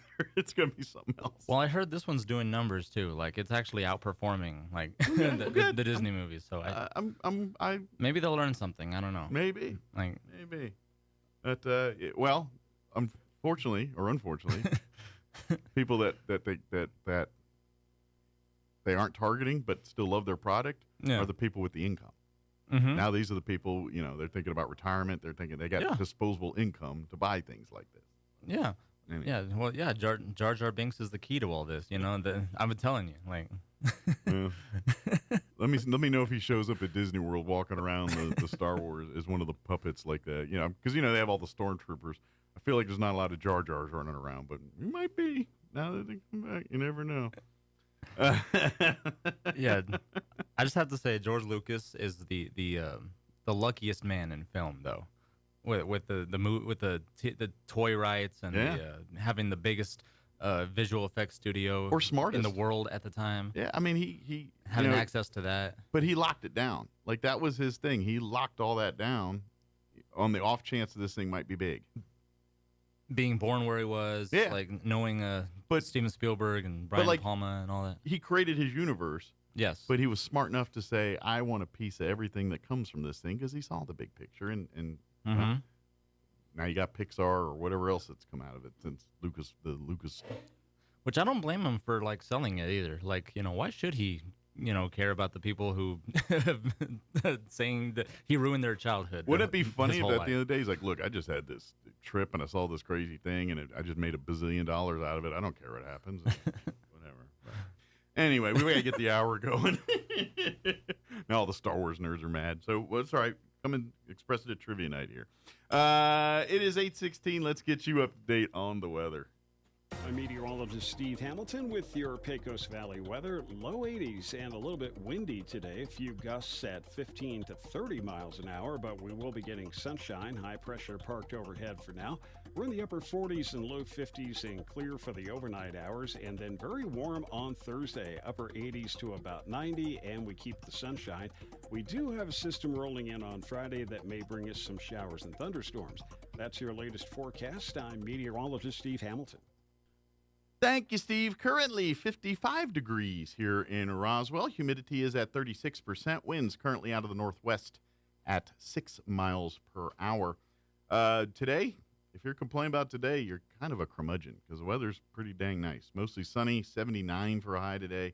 North winds 5 to 15 miles per hour. Tonight, mostly clear. Overnight low of 50. Northwest winds 10 to 15. They'll drop down 5 to 10 after midnight. Thursday, we're looking at a little bit warmer, mostly sunny, 86 for a high tomorrow. North winds 5 to 10, shifting to the south for the afternoon. Tomorrow night, partly cloudy, 53 for an overnight low. South winds 10 to 15 miles per hour. And then there's Friday. And then Friday through Tuesday enters the rain chances. And we've got like good chances of rain every day, Friday through like at least next Tuesday. Friday, we're looking at a 30% chance of showers and thunderstorms for the afternoon. Mostly cloudy, 72 for a high on Friday. North winds at around 15 miles per hour. Friday night, we're looking at a 40% chance of showers and thunderstorms, mostly cloudy, 53 for an overnight low. Saturday, we're looking at a 50% chance of showers and thunderstorms, mostly cloudy, 71 for a high. Saturday night, we're looking at a 30% chance of showers and thunderstorms, mostly cloudy, overnight low 55. Sunday, a 40% chance of showers and thunderstorms, partly cloudy and 76. Sunday night, 30% chance of showers and thunderstorms, breezy and mostly cloudy, 57 for an overnight low. Monday, 30% chance of showers and thunderstorms, mostly sunny and 80, breezy as well. Tuesday, we're looking at a 20% chance at rain as well, with a high of 79. So I feel like we're going to get something through all of that at some point. It may rain once for 10 minutes on Sunday through all that, but I got a feeling at least get a little something. We need it. All right, 8:18, let's pause, 3-minute break, and then we're going to talk Star Wars and movies and all that good stuff and trivia. Don't go away. You're listening to Mornings with Mike Winters. Hey, Roswell, during these unprecedented times when others are raising prices, Roswell Ford is lowering ours with employee pricing for everyone. So you pay what we pay. Only at Roswell Ford. Make no payments for 90 days. Upside down in your current vehicle and want out early? Roswell Ford can help you get out of your trade, even if you owe thousands more than it's worth, regardless of make, miles, or condition. So you can pay what we pay today with employee pricing to all customers on new Ford cars, trucks, and SUVs. And our aggressive finance team will push to approve your credit, even if it's less than perfect. Attention business owners, Roswell Ford has a great selection of commercial vehicles, and we have them for less. Plus, Roswell Ford offers mobile services, so our certified technicians will come to you and perform oil changes, tire rotations, batteries, recalls, and more. Contact us for details. For massive American-made savings and employee pricing for everyone, get on board at Roswell Ford, 821 North Main Street in beautiful Roswell. Call 575-623-3673 or online at roswellford.com. Interest accrues from date of sale on select vehicles. Trade balance refinanced to new low, subject to lender approval. Offers not combined. Expires at month's end. In a medical emergency, every second counts. Artesia General Hospital's emergency department is open 24/7, staffed with highly trained professionals ready to provide life-saving care when you need it most. Don't wait. When minutes matter, trust Artesia General Hospital. Quality emergency care close to home. Learn more at artesiageneral.com. Got a wedding, birthday, or quinceañera coming up? Southwest Printers can bring your invitation ideas to life. Southwest Printers specializes in one-of-a-kind invitations for weddings, birthdays, quinceañeras, or any special event. With a wide range of papers and finishes, Southwest Printers can make your invitations truly special, unique, and personal. And that's not all. Southwest Printers offers a wide variety of printing services. If you can think it, they can print it. Take your ideas to the next level with Southwest Printers at the southwest corner of 2nd and Pennsylvania in Roswell. Call 575-622-1820. The Eastern New Mexico University System is proud to present One Eastern Day, sponsored by J.P. Stone Community Bank, Thursday, May 1st, 4 to 9 p.m. on the campus of ENMU Roswell. Come join ENMU for a family fun night featuring food trucks, inflatables, space painting, info booths, and live music by Roswell's own Grupo Maldad from 7 to 9 p.m. Bring the whole family out on May 1st to ENMU Roswell and join us for One Eastern Day. Visit roswell.enmu.edu for more information. Eastern New Mexico University. Student success. That's what we're about. This is the time of year we can get all 4 seasons in just one day. Hi, this is Ben Manette from Roswell Seed Company. 1 minute you're sweating in the sun, and the next minute you've got slush in your shoes. But that's winter in Roswell. And after 127 years, we're starting to get used to it. It's too early to plant very much, but you can fertilize pecan trees, spray for dandelions, order your bees, and pick up a new seed catalog. So come see us at Roswell Seed. Like Jim Gill would say, enjoy the warm days, but don't go far from the fire. Here's a Mornings with Mike Winters fun fact. Due to extreme pressure and weather conditions, it literally rains diamonds on Neptune and Uranus. Stop snickering because I said Uranus. Here's Mike Winters. And good morning. It is 22 minutes after 8 o'clock, and joining us in studio this morning from Roswell Night Skies, Mark Solis back with us, and from Mind Probe Trivia, Chris Whipperman and Gina Montague with us as well. Good morning, everyone. Good morning. Hello, Good morning. hello. Of course, you guys teased, or I guess you say whet appetites, about a couple weeks ago, a month ago or so here. Yeah. Talking about the big May the 4th Star Wars Trivia Night out at the American Legion Post 28 facility there on Montana. But it's May the 4th right around the corner. We're 4 days away, 5 days away. Yeah. May the 1st is tomorrow, so that means May the 4th is 3 days later. That's right. Yeah, registration deadline is tomorrow. So you got deadlines here first. So first, I've kind of been doing all this. Kind of talk about what's going to be happening here on the 4th. Well, let me let Mr. Mark's event. I'll let him start. Well, with our May 4th trivia fundraiser, there's going to be some door prizes, a few laptops for silent auction. Some pretty big, some swag-worthy prizes. There is. We're not talking like a free drink or nothing. We're talking laptops and whatnot. Yes. Okay. So lots of good stuff for the silent auction door prizes. All of this just goes to kind of benefit us and help offset costs. Now, for folks not familiar, and I'll let you kind of do the deeper explaining, but Roswell Night Skies, it's a nonprofit organization, and you're the organization that does the movies in the park during the summer, and Yes. and they'll be going strong again. Matter of fact, we already got the list for this summer's movies, and there's some good ones on there, from Shrek to Mufasa to Inside Out, a few others on there too. Pretty much every movie your kids heard of. Yes. And so this is a fundraising event for that too, because it's not cheap to get permissions to show particularly Disney movies in public spaces and things like that. It's almost $900 per movie to show. And so, plus equipment and all of that. Disney's and if you try to skirt the system, they will hunt you down and they will get you. Absolutely. They go after churches. I've seen them go after anybody. But anyway, it costs a lot. So we're having a fun trivia night, and so we want to bring all the Star Wars faithful to come out and test your knowledge, drop the gauntlet, whatever you got to do, and have fun, but also brag a little bit, talking you're the king Star Wars nerd of Roswell or whatever your team is anyway. So but so if you love the movies, you want to bring, this is what this is covering. So if you want to come out to the American Legion on the 4th here. They'll have your admission. Everything includes some drink, pizza, and everything else. There will be an open bar and everything for if you wanted other things. And maybe not too many, depending on how important you are to your trivia team. Right. Yeah. There may be a imposed limit. Put it this way. Not every answer will be Baby Yoda. All right? That's right. That's so right. if you keep yelling Baby Yoda out for every answer, maybe we need to cut you off. Right. But it is. It's going to be a lot of fun. Come out and have some fun. So bring obviously it's there, but, this is, family fun event here at Star Wars Trivia and all that stuff. So, bring out the whole family to come out and have some fun. And obviously, putting your teams together, doing all that. Now, as far as the teams, like I said, the deadline's coming up here May 1st. Tomorrow. May 1st, yes, at 11 p.m. So what's the requirements to sign up a team here? So all you have to do is head to our website, roswellnightskies.org. Okay. Teams are 2 to 8 players. Okay. The $100 seems high, but it's really not when you get together. Well, if you get 8 of you, that's the $12 a player. That's the cost of a burger, a Happy Meal. Yeah, pretty much. Yeah. And with that, like you said, you get you get pizza and a non-alcoholic beverage, and of course a night of fun, coming out and hanging out and doing all this stuff. And who knows, you could win some great prizes. You walk out with a laptop or some of the other cool stuff.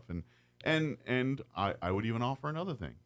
It's social. Everyone in that room is kind of interested in the same thing. That's true. Just saying. Yeah. A lot of, meet some friends, maybe meet a future spouse.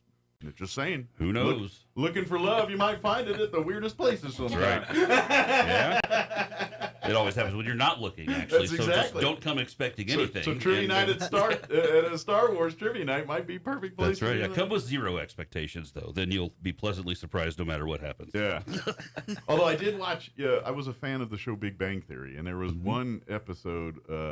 Matter of fact, it's when Sheldon and Amy are getting married, and Mark Hamill gets roped into being the guest officiant of the deal, and so there's they have a delay in the wedding, so they got to kill time, and then one of the side characters, Stuart, is a Star Wars, and so they're basically peppering Mark Hamill with Star Wars questions. Oh, I got you. He can't answer none of them, but what's his name? Stuart's just nailing them, and matter of fact, his girlfriend falls in love with him over that. Oh, wow. That's the moment where she's like, wow, this is the man for me here. Like, they were asking him questions like, why don't any of the Star Wars vehicles have tires? He's like, well, I think someone goes, no, the one has the wheels, and technically none of them have tires. I mean, wow. He had to do his details, huh? But so I'm just saying, looking for love in this place could be possible. You never know. I saw it happen on TV. That's right. But so, all right, now as trivia master, yes. What's the scope of the Star Wars questions that you're going to be asking the audience? Very good question, because I have been asked. The Star Wars universe. It's pretty broad. It's a big universe, and now with all the movies and the spin-off series and all this stuff. So we're going to focus this just on the main. I say 9 movies. The main, Gotcha. the main storyline. Because most people have seen episode 1 through 9. 1 through 9. Those 9 movies. Right. Most people have seen those, and I think it'll be a little easier than getting way out into the weeds on some obscure stuff. So it shouldn't be too difficult. And we are going to I will do a couple rounds of some normal trivia, just maybe some history or some science, just to kind of, for the folks that cleanse the palate. For the folks that aren't the diehard Star Wars fans, so they could get a little contribution. Feel a little smart in there, too. That's right, yeah. So, but Robert E. Lee. Oh, yeah. Point. There you go. Point. Yeah. Yeah, so we'll have, but I anticipate I'm working on, hopefully there'll be a Name That Tune section where maybe I will play you one of the songs from the movie, but you got to tell me which movie it was from. John Williams wrote all those different scores. The scores are very iconic. And every single movie has, 15 different songs or 15 different seasons, Well, and they've been even, quote unquote, bastardized into other movies. Exactly. I mean, you hear like, I'm not like, dun dun dun dun dun dun. Oh, that's a Star Wars. That's the Star Wars Cantina song, right? And I've heard that in at least half dozen other movies. Yeah. So maybe my idea was, because it's kind of tough to come up with the names of the songs, because they're movie songs, so it's like Throne Room song number 7, Imperial Death March. Yeah, but they also are very iconic. So maybe like, oh, that was in the 4th movie or that was in the 5th movie. So some stuff like that, and then some character stuff. Just a little kind of. It's not going to be super difficult. We want people to have a shot at it. Yeah. But it's not going to be my normal trivia. I feel like I do some pretty easy trivia questions. This one's going to have an extra level of you can't come in here just being a noob Star Wars knowledge. You got to be pretty intimate with the 9 movies. From the moment this was announced, certain people, several people, not just the one but who's coming on a team, but have been like, what's the questions? What are you going to ask on this? Everybody's like, so people have been, and then people are studying, and people are like, oh, I didn't get a chance to watch the movies this weekend. So people are really excited about this, the people who are diehard into this. And so we're real excited to give them something to do. This has been something that we've been thinking about trying to do on May 4th for a couple years, just to see how it went. So we're real excited about this. Sounds like it's a lot of fun. It's going to be, and like I said, it's casual. Like, I mean, yes, people are going to be, because it is. You get hyped up and all, but it's a casual, fun thing. And I'd be very curious to see, like you said, it's from 2 to 8 players. I'm wondering how teams generally go with that. I'm going to say they probably average out about 4, but I'm going to take a stab. There's going to be 1 or 2 teams that are just going to have 2. And they probably only have 1 if they could get away with it. I would imagine. Yeah. Well, there's going to be an 8-person team somewhere. Yeah. I know there is. Although I will tell you this, the one thing we found is, like, especially the people who are regular players and they work someplace. When this came up, they're like, oh wait, we could get that guy who works back at the shop. He's real good with So people have been recruiting people, everyone they know, to put on their team. So these teams are going to be stacked, I think. If you're smart about it, I would take the A-team approach. Yeah. So you have like maybe one person that's good at the 4, 5, and 6. Like that's their wheelhouse. Right. Maybe you have someone else that's probably more knowledgeable about 1, 2, and 3. Mm-hmm. And then maybe someone else who's more knowledgeable about 7, 8, 9 here. Yeah. That's and then you may have one or like your MacGyver utility person that can kind of is clean up better. Is a jack of all three, but not a master of all three. Right, kind of, right. Or all, I say three by. I broke them into 3 groups. Groupings. To me, there's still just 3 movies. Yeah. Like I've seen the other ones, but I remember Jar Jar was in one, and that was enough for me. But as a kid, I will say, I had all the toys. We're about the same age, Mike. Yeah. I had the Millennium Falcon, and I had the X-wing fighters. This is gonna sound like I was spoiled because I really wasn't. Mm-hmm. I had it. I had the Death Star. I don't know if y'all remember the Death Star. Yeah. It wasn't a ball, like obviously, but it was basically this. And in my head, it's like this tall. I'm sure in real life, it's only about 2 feet tall. But it had like 4 different decks, and the top deck was the gun, the big gun that blew up planets and everything else. Below that was the deck that had the the part where Luke and Leia swing across that part's in there. The deck below that was like just some kind of control deck where you put random stormtroopers at various things. Yeah. And then the bottom deck was the pit. The trash where compactor they fall in the right? trash compactor, and they had a little orange thing with the foam balls and whatnot, and then the plastic monster that was down. Yeah. And then it had like these cardboard backings to give like the walls and the. I think if you find one on eBay or something now, it's worth hundreds of dollars. Oh, well, probably more than that. Yeah. I had one, and I, of course, did what every kid did with it and dogged the daylights out of it, and it's no longer serviceable. I'm not like that guy and have my toy sitting on a shelf in a china cabinet hermetically in my home. sealed cases. 30 years later, I'm not that guy. Yeah. But I had all that stuff. Oh, so yeah. I grew up in that same era too. So if you did, this is your chance to come and. Star Wars is it's an amazing. There was this thing years ago on Discovery Channel, and it was talking about how Star Wars is basically Greek tragedies. Yeah, and it compared like it really is. It's just a big Greek tragedy. It's a common story, but if you really want to get hardcore, you could pretty much take any movie story and find parallels into something else from something else. That it's like this, but they put this twist. Right. You know what I mean? Everything's a fatal attraction. You know what I mean? But there's been like 30 other fatal attractions. They were just spun a different way as a fatal attraction. It's just. But that's where Lucas, I think, was the genius. He took, at the end of the day, what made Star Wars so big? It's not the dialogue. It's not the storyline. To be honest, people poo-pooed the storyline and the dialogue over the years. He created a whole world in a time when. And made it realistic that we never had anything like that. That's what people get in '77. When Star Wars came out, and you're seeing it looked like they're in space. It did not look cheesy. Level of detail was just and it was all done, and that's what made it great. So yes, you got to sacrifice the not less than Oscar worthy script writing because they created a universe and that's why it's so strong. That's why. And it's the beauty of it is it's old and new because you start. Remember, you might want to write this down, trivia fans.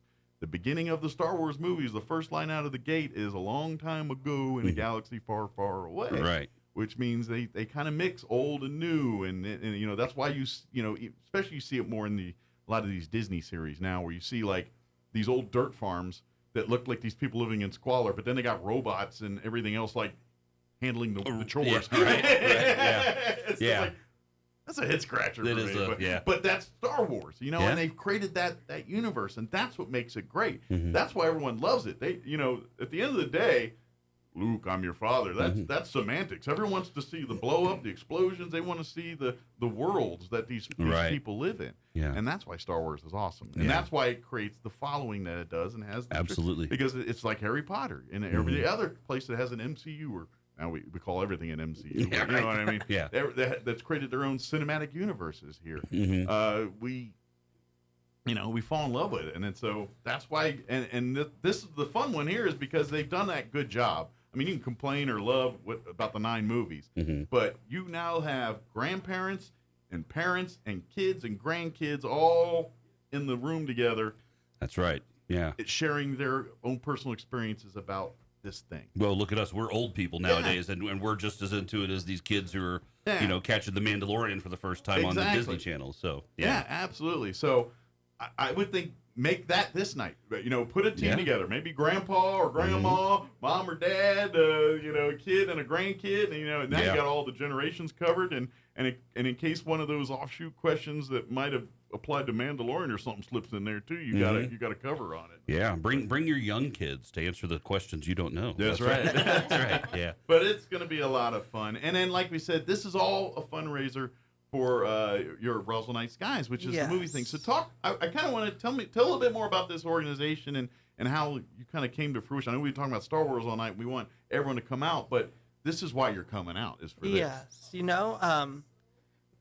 The city used to have so many different things for our youth and families to do, which is kind of how this started. It started as an idea of we really need more in this town, more for our youth and families. Sure. And it was family-friendly events. Yes, and it was, thinking back, we used to have all these things, movies in the park and a few other events, and it was, we can find something or a way to get it started, and stuff just started falling in place, and it was just kind of a sign of let's just get it going. So it really just kind of started like a bunch of people in the room saying, "Man, why do we have it?" Now it turned to this kind of thing. Good deal. Yeah. So how long have you been doing the movies in the park now? This is our first year doing it. This is the first one. I couldn't know if you started last year or not. I wasn't. No, the city and Main Street Roswell used to have it a few years back. And they've since dropped, and I'm telling you, Stab flooding and bigger fish to fry right now. Right. And so you're kind of picking up the baton here and saying, no, we're going to have movies in the park, and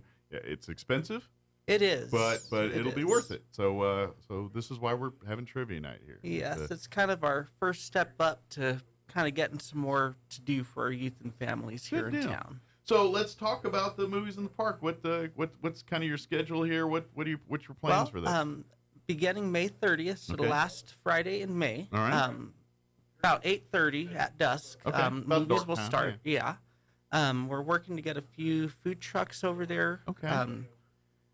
We're still trying to iron out all the details, but we're hoping to get a few. Which park are you going to be doing? Rusty K, right across from the Rusty K Park. Okay, right downtown here, right by the convention center, all that area. Yeah. Right in the spot where the flooding went. But parking's great over there. Yeah, absolutely. Yeah, I mean, you can't play a lot of soccer over there, but you can go out and watch a movie. That'd be perfect for that. Good deal. But beginning May 30th, or May 30th. May 30th. And that'll be Shrek. Is that the original Shrek? Which Shrek? Yes, the first Shrek. The OG movie. Shrek. Yes. The one that started it all. So you can go see that one. And then is that Wizard of Oz? This is a problem with old people. I can't read the things. Is that Wicked? Yes. It's Wicked. Okay. I was like, what is that? Is that Wizard of Oz or Wicked? Let me So each week is a blockbuster movie. It is. And all family friendly, obviously. Yes. So bring out the family and Wild Robot. I mean, I know you can go to the RoswellNightSkies.org website and see this. Is there any other places that they can kind of see Facebook the movie as lineup? well. Do you have a Facebook page under Roswell? Roswell Night Skies. Night Skies on Facebook, and then if you see. That'd be weird if there's a Georgia Roswell night. I will laugh so hard if there's one. Well, there's not. At least right now. Not yet. I will find that. That's so ironically funny, but that way you can see, and that way you can plot and plan. But so I'm curious. What is there other things on the horizon here as far as getting? Because I'm going to take a stab that it's going to cost more money to pay for all these movies than the money you're going to generate from May the 4th here. Yes. So far we've got a lot of great sponsors that are helping to cover the cost of movies. Is there opportunities to support? There are. So if you're interested in sponsoring a movie, the sponsorship's $1,300 per movie. Okay. But we'll get you a little 30-second commercial put together. Yeah. You'll get shown at all the movies, Facebook, we'll show you some and love website. on the radio too. Come on now, Yes. as we promote these movies and everything. Yeah. Big thanks to your name here for providing that. That's right. Yeah. Absolutely. But yeah, so if you want to kind of bring and like you said, if you're a food truck vendor or some kind of vendor like that, maybe reach out to Mark here and let's lock you down to come on out and set up shop during those nights for movie nights and everything else too. So yeah, turn in it. Maybe you can also, you know, because I know like the food truck community like to do their Food Truck Friday type events and things. You know, I'm seeing a meeting of the minds here. It's Yeah. Yeah. That's right. Hint, hint, nod, nod, wink, wink. And I would also ask this too: is there a need for more volunteers and stuff, boots on the ground type stuff? There is. Okay. And so you can use our volunteer sign up. That will actually go live this Friday. Excellent. Okay. But RoswellNightSkies.org, there's a place to make donations, volunteer sign up, and all of our upcoming events. So if you want to get more involved, if you want to, you know, you're thinking, man, what a great idea Mark's got going on here. I'd love to get more involved and help do that. Because I'm going to sure once these movie nights are in place, you know, you just can't roll into a park and start showing a movie. You got to set up a lot of equipment, a lot of security, permits, all that stuff. There's a lot of stuff involved, and there are going to be a lot of volunteers to help make all the parts move in the way they're supposed to. Cool. But it all starts May the 4th. Yeah. Yeah. Here, that's Saturday night? May the Sunday. 4th? Sunday. Night. Sunday. Sunday is May the 4th. Yeah. And come on out to American Legion Post 28's facility there on Montana. I don't remember the actual address. It's on Montana, right there near the Joy Center and all that. I can't remember anybody's names this morning. I see it's on the poster. I don't see the address. Yeah, I don't think the actual address is on the poster. Right. But it's there. It's the American Legion on Montana there. And it'll start at 4. The doors open at 3:30, but the actual trivia night and all the festivities will kick off at 4 o'clock. Right. So maybe get there at 3:30, scope out your location, procure your whatever sustenance you need to get you through the trivia event, and then get the lay of the land, and then you'll be ready to roll at right at 4 o'clock when they go. And just to remind everybody, registration technically closes tomorrow, so you want to make sure you get your registration in. It's $100 a team, but first place is $250. Gotcha. Second place is $150. Can they sign up like tomorrow or today and then pay on the 4th here? When they get It requires them to pay on online. the thing. So you do it on an app, or it's got the app there. Yeah, that Roswell Night Skies website. Very good. So you pay right through the app. Yes. Yeah. See, I'm a little old, so I'm always thinking like, you got that fancy credit card thing? You got free cash, right? Now everyone's like, I got a phone. Hold on. Yeah. I'm like, can you take a check? But definitely sign. But like you said, here's the rub: is you got to get it done by tomorrow. Yes. Otherwise, now. That being said, maybe you don't want to participate, but you want to more than welcome. Come out, root, cheer on your teams. Come on out and support that way. If you want to make a donation, that would be great. Silent auctions. Yeah, there's going to be silent auction items to bid on. So even if you're not necessarily wanting to participate in the trivia contest portion, come out and support. Come out and root on your friends and family that may be competing. Come, like I said, bid on door. And then, or talk with Mark. I want to volunteer. I want to get involved. Here's a check. I want to help out. Yeah. I don't know anything about Star Wars, but I like what you're doing here. So, that's cool too. Come on out and be a part. Meet some great people and let's, like I said, create more family, continuing family traditions here in Roswell. That's really what this is about. Is not creating new ones, but continuing one that and that life happens. Things happen. You can't blame one thing or another. At the end of the day, people don't have their city streets not working because of flooding stuff, and then you're saying, well, you just spent a bunch of money showing movies in a park and yet my street's not fixed. That's not going to float well either. So I understand all that, but this is what I keep saying. When we talk about the zoo and all that stuff, if you want these things to be back and better, if you're waiting on government to fix it, you're going to be waiting forever. Yeah, we the people need to get up, and that's what exactly Mark and his organization are doing. He's like, no. These are tradition. These are family tradition. These summer movies out in the park. We bring your kids, we picnic, whatever. We do our thing. That's something I was doing as a kid, and I wanted to keep that going. And so Mark picked up the mantle and said, we're going to do this. Right. That's how we make things better in our community. So come support it. If you love the movies in the park too, come out and be a Star Wars nerd with us on May the 4th here on Sunday at American Legion.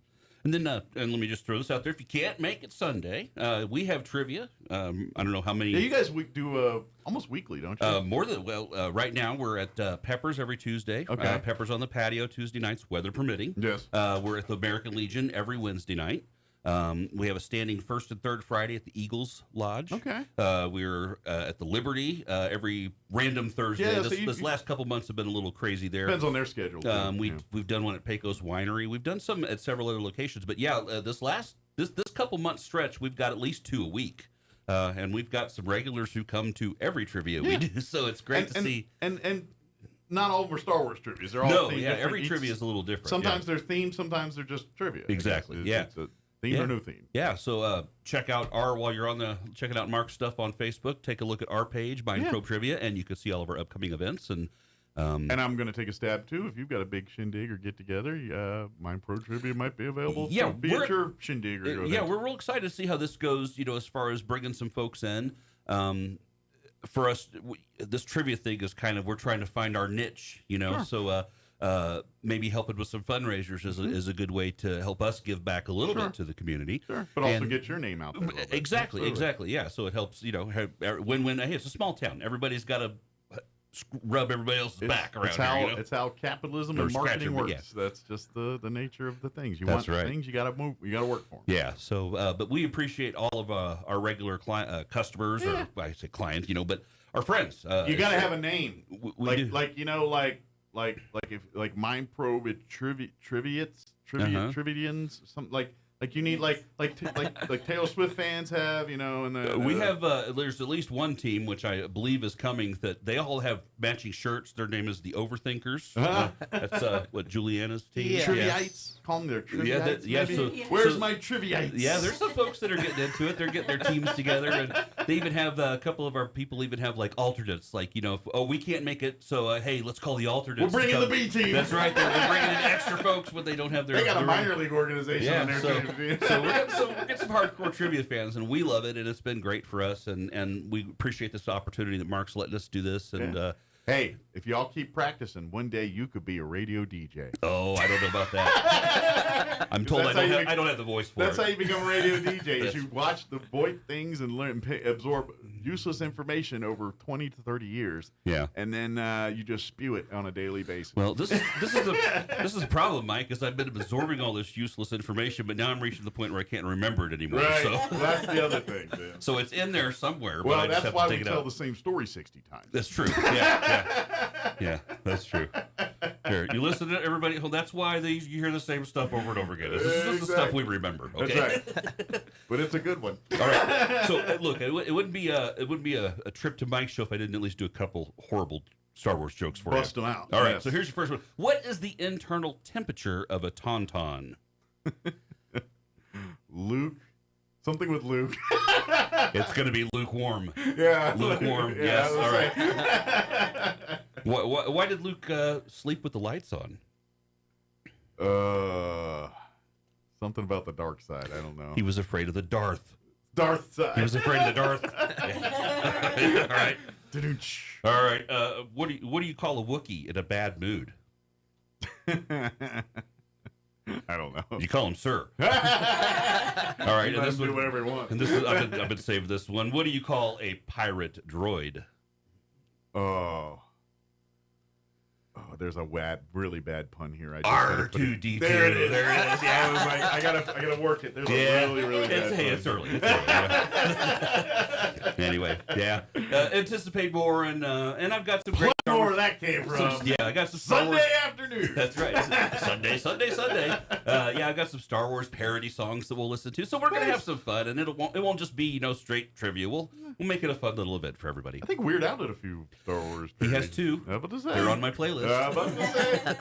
Can't do parody without a Weird Al. The song that made me fall in love with Weird Al was when I was a kid when he did Yoda. Yeah. I had never heard anything like that before, and I'm like, oh my gosh, this is so cool. And that's when I started listening to Weird Al and Dr. Demento back when I was a kid. I was the one that I jumped on board like everybody else when Who's Fat came out. Oh, yeah. Okay. When MTV's playing Weird Al videos, that's when you know you're big time, right? Yeah. And they literally, I know most people are not old enough to even remember how MTV worked, but at one point they literally just showed videos. Yeah. They had Kurt Loder do news like once an hour, and then some DJ say something, but they just played videos all day, and I'll never forget, it was like listening to a radio station where popular songs you hear 37 times a day, same with on MTV. We got a write-in joke coming in. Where does Princess Leia shop for clothes? Where? Darth Maul. Darth Maul. Wow.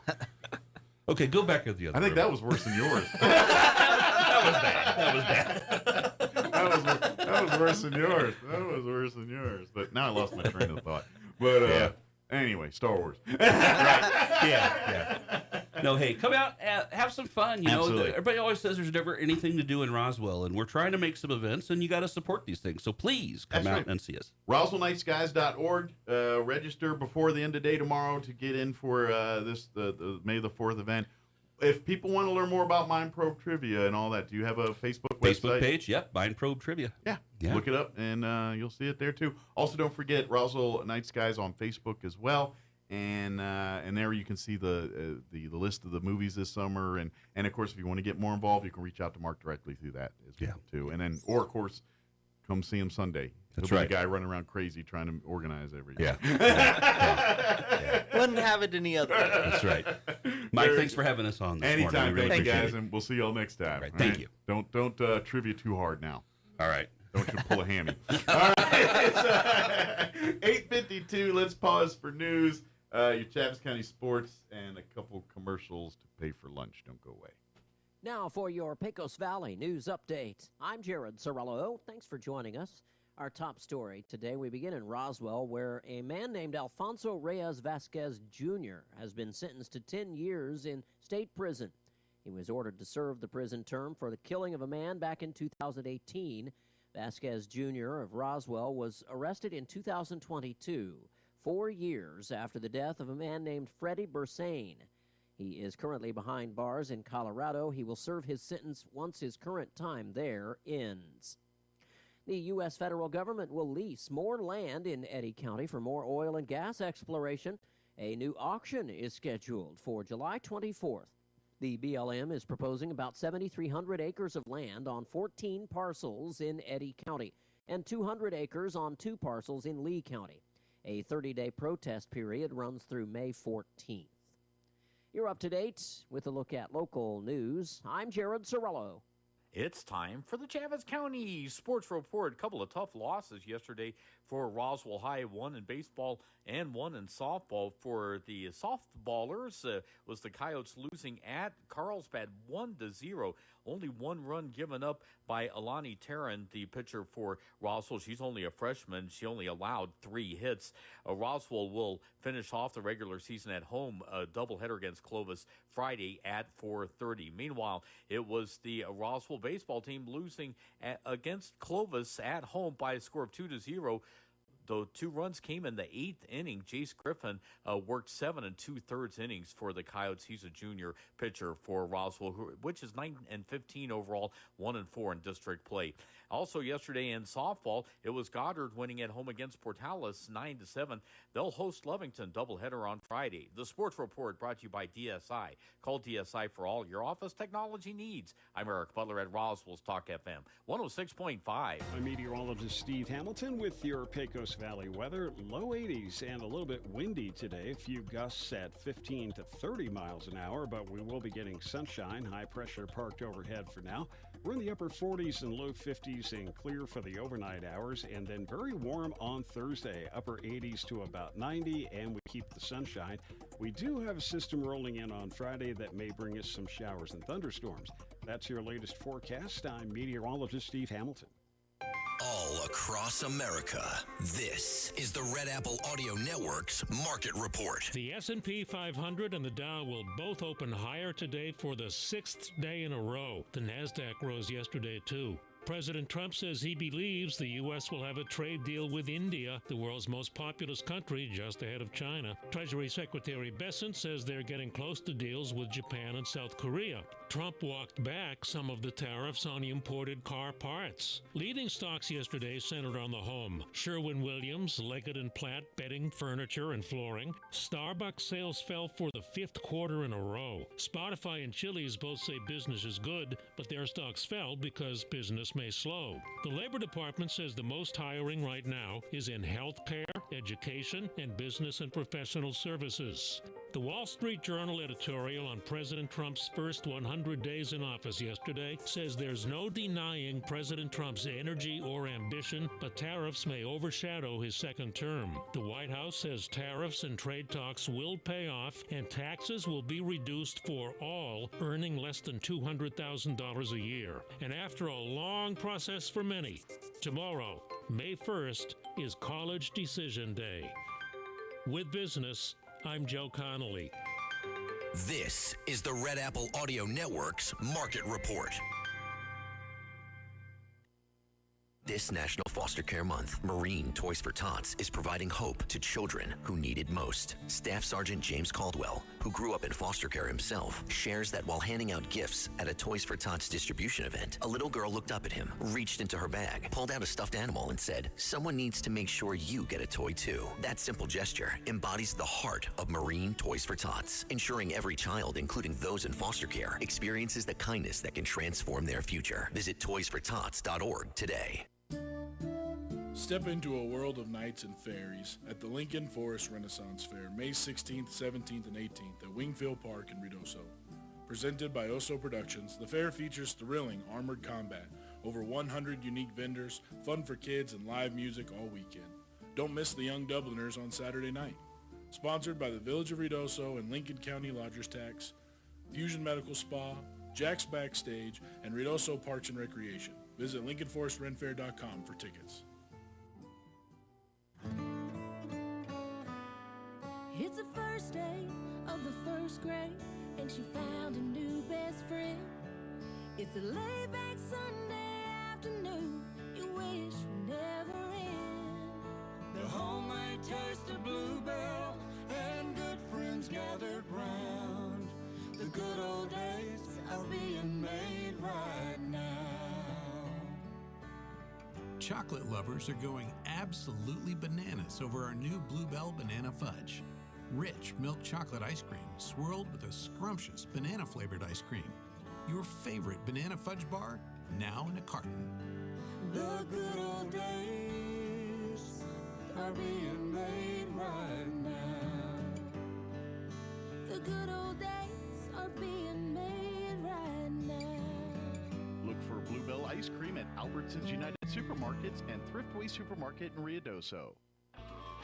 So you think drinking alcohol can't hurt you? It'll mess you up big time. Say adios to large chunks of your brain. Major damage is already being done. Other parts of your body are getting wrecked too. Forget about sports, forget about school, forget about doing much of anything. Underage drinking freaks out your body, messes up your life.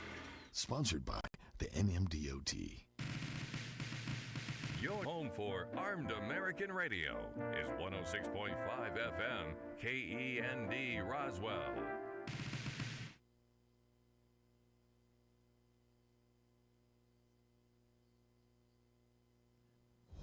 News this hour from townhall.com. I'm Rich Thomason. Wall Street stocks hit the skids as the Commerce Department reports the U.S. economy shrank in the first quarter. The gross domestic product contracted 0.3% January through March, the first such decline in 3 years. And President Trump says the U.S. economy is still struggling to overcome the negative impact of Biden economic policies. And Mr. Trump says we haven't seen anything yet. He's marking the first 100 days of his second term. Held a campaign-style rally last evening in Warren, Michigan. The president declared the start of his second term has been consequential. In 100 days, we have delivered the most profound change in Washington in nearly 100 years. He focused a great deal on immigration and border security. We have achieved the most secure border in American history. The president also touted his economic policies, even though polls show Americans are worried that the Trump tariffs will lead to higher prices. Greg Clugston, Washington. Republican Senator Marsha Blackburn of Tennessee says some industries may need temporary relief during the Trump tariff transition. Senator Blackburn says she supports the president's strategy. President Trump is using tariffs to get people to the negotiating table. In the short run, however, Blackburn says the battle poses a threat to vital supply chains for industries in her state. Several areas that are going to need some type temporary relief. Blackburn says the goal of the president's tariffs is to reinvigorate U.S. manufacturing, bolster the economy, create higher-paying jobs, and eventually lower the cost of living. Bob Agnew reporting. Milwaukee County Judge Hannah Dugan has been suspended by the Wisconsin Supreme Court, facing federal charges. She's accused of helping a man evade immigration authorities. And on Wall Street, the Dow is down 365 points. NASDAQ is off 286. More on these stories at townhall.com. Everybody wants cheap airfare, but where do you find it? You call low-cost airlines. Their prices are direct from the airlines, and they're so low you can't find these fares published anywhere. They specialize in cheap flights, discount hotel rooms, cheap car rental rates, and great package deals anywhere around the world. Wherever you want to go, they can help you get there cheaply and with a best price guarantee. If you want the lowest prices on your airline tickets or other travel services, call now. That's right, call. That's the only way to get these rates. Experts are standing by 24/7 to get you the cheapest airfare and hotel rates available. So don't wait. Call right now for the lowest travel prices anywhere and for great last-minute travel deals too. Call 866-755-5300. That's 866-755-5300. Again, that's 866-755-5300. Call us right now. Vietnam has marked the end of the war 50 years ago. BBC's Rupert Wingfield Hayes is in Ho Chi Minh City, former Saigon. There are hundreds of thousands of people out celebrating today what is called Reunification Day. There has been a very large military parade this morning. People are now heading to another celebration later on today. If you ask people here, what is today all about? Is it about the victory of the North over the South in 1975? Is it about the victory of communism over capitalism? They will shake their heads. They say this is about ending more than a century of foreign domination and division of Vietnam and the country getting back its sovereignty and its independence. Iran says the next round of nuclear talks with the U.S. will take place on Saturday in Rome. Iran also expects a meeting with France, Germany, and the U.K. on Friday. News and analysis at townhall.com. A suspect linked to an Islamic terror attack in New Orleans that killed 14 people on New Year's Day is under arrest in Iraq. The suspected ISIS member will be prosecuted under the country's anti-terrorism laws. According to a new report from the National Center for International Judicial Cooperation, the two nations have been working together on the investigation. The driver who plowed into the French Quarter crowds, Shamsuddin Jabbar, was killed by police. The FBI said at the time that the Army sergeant from Texas was radicalized as an ISIS supporter. Tasha Stevens reporting. Canadian Prime Minister Mark Carney's Liberals have fallen short of winning an outright majority in Parliament. The election results emerged today, a day after the party scored a stunning comeback victory. The vote counting agency Elections Canada finished processing just about all of the ballots. The Liberals could be left just 3 seats shy of a majority in the Canadian Parliament. More on these stories at townhall.com.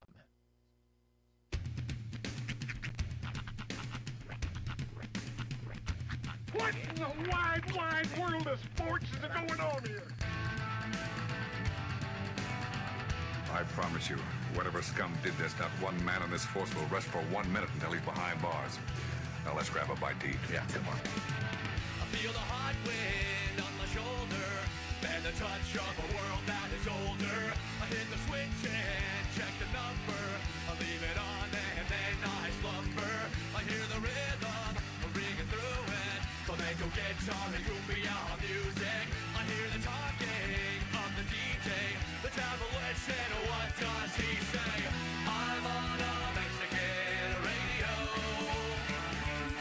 I'm on a Mexican radio. Broadcasting live from high atop the J.P. White Building in downtown Roswell, New Mexico. It's Mornings with Mike Winters on 106.5 Roswell's Talk FM. Is that what I sound like when I talk? Now, here's your host, Mike Winters.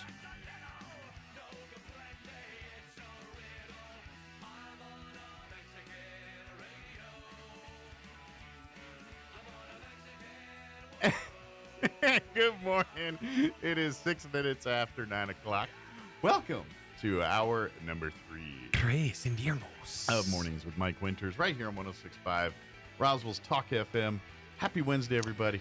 Ah, yes. I just saw a lot of activity going on. I was like, what's going on here? There's a lot of action happening, a lot of people here. So much activity. A lot of movement. Yes, but nobody's sleeping in the lobby anymore. Speaking of movement, I guess you were rolling around, huh? What's going on? Okay, so what we did was, and they do this at different schools throughout the year. It's called walk and roll. Okay. Basically, everybody meets up at the. So my son goes to Del Norte, and everybody meets up at the old firehouse, which is like 4 blocks over. Okay. Maybe 4 or 5 blocks, and then the kids get to they have their scooters, roller skates, whatever, and basically it's we all just walk or roll to the school to drop off the kids in the morning. Now that's fine and well and good and everything, except. You didn't have anything to roll? Well, no, that's fine.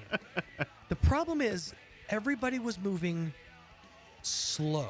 And now I've been yelled at for years by my kid's mom, by my kids, by ex-girlfriends that say I walk too fast or my gait is too wide. So Sure. I tend to, and that's because... You need to date taller people. Right. If I walk that way, it minimizes the pressure on my hip so it doesn't hurt so much to walk.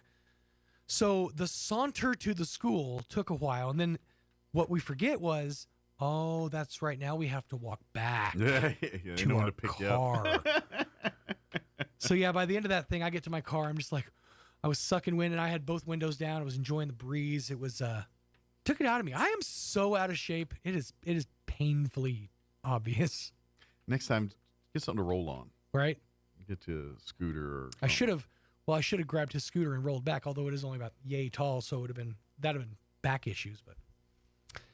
But yeah, you would have got it quickly. Yeah, yeah. When you said roll, I did not think of wheels. I thought like a frolic, like you go down a hill and roll down the hill. I was like, oh, I thought they're rolling down hill, like kids. Kids roll. Yeah, rolling. You're gonna be all dizzy, dirty.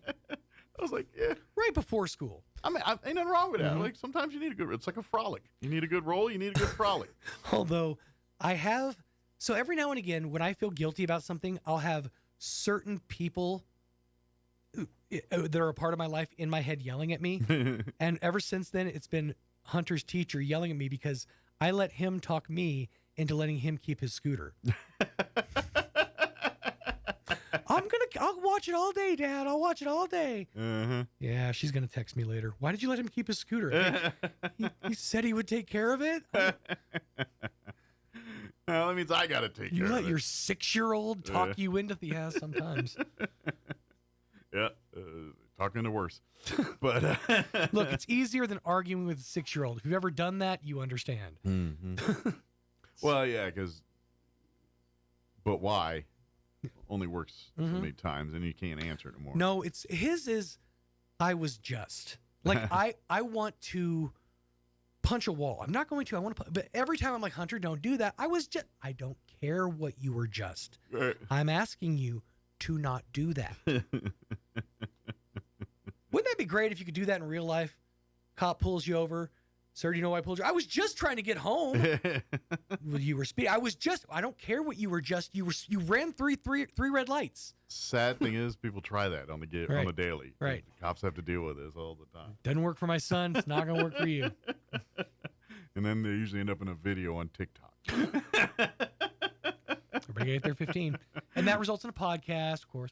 Well, I was just podcasts. Well, that's the world we live in. Yeah. Everyone wants freedom, or everyone wants to challenge every time anybody questions any little bit of something, thinking it's taking away all their freedom. Sorry.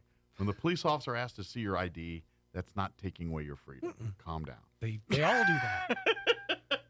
I mean, why you start an argument? There's only one reason.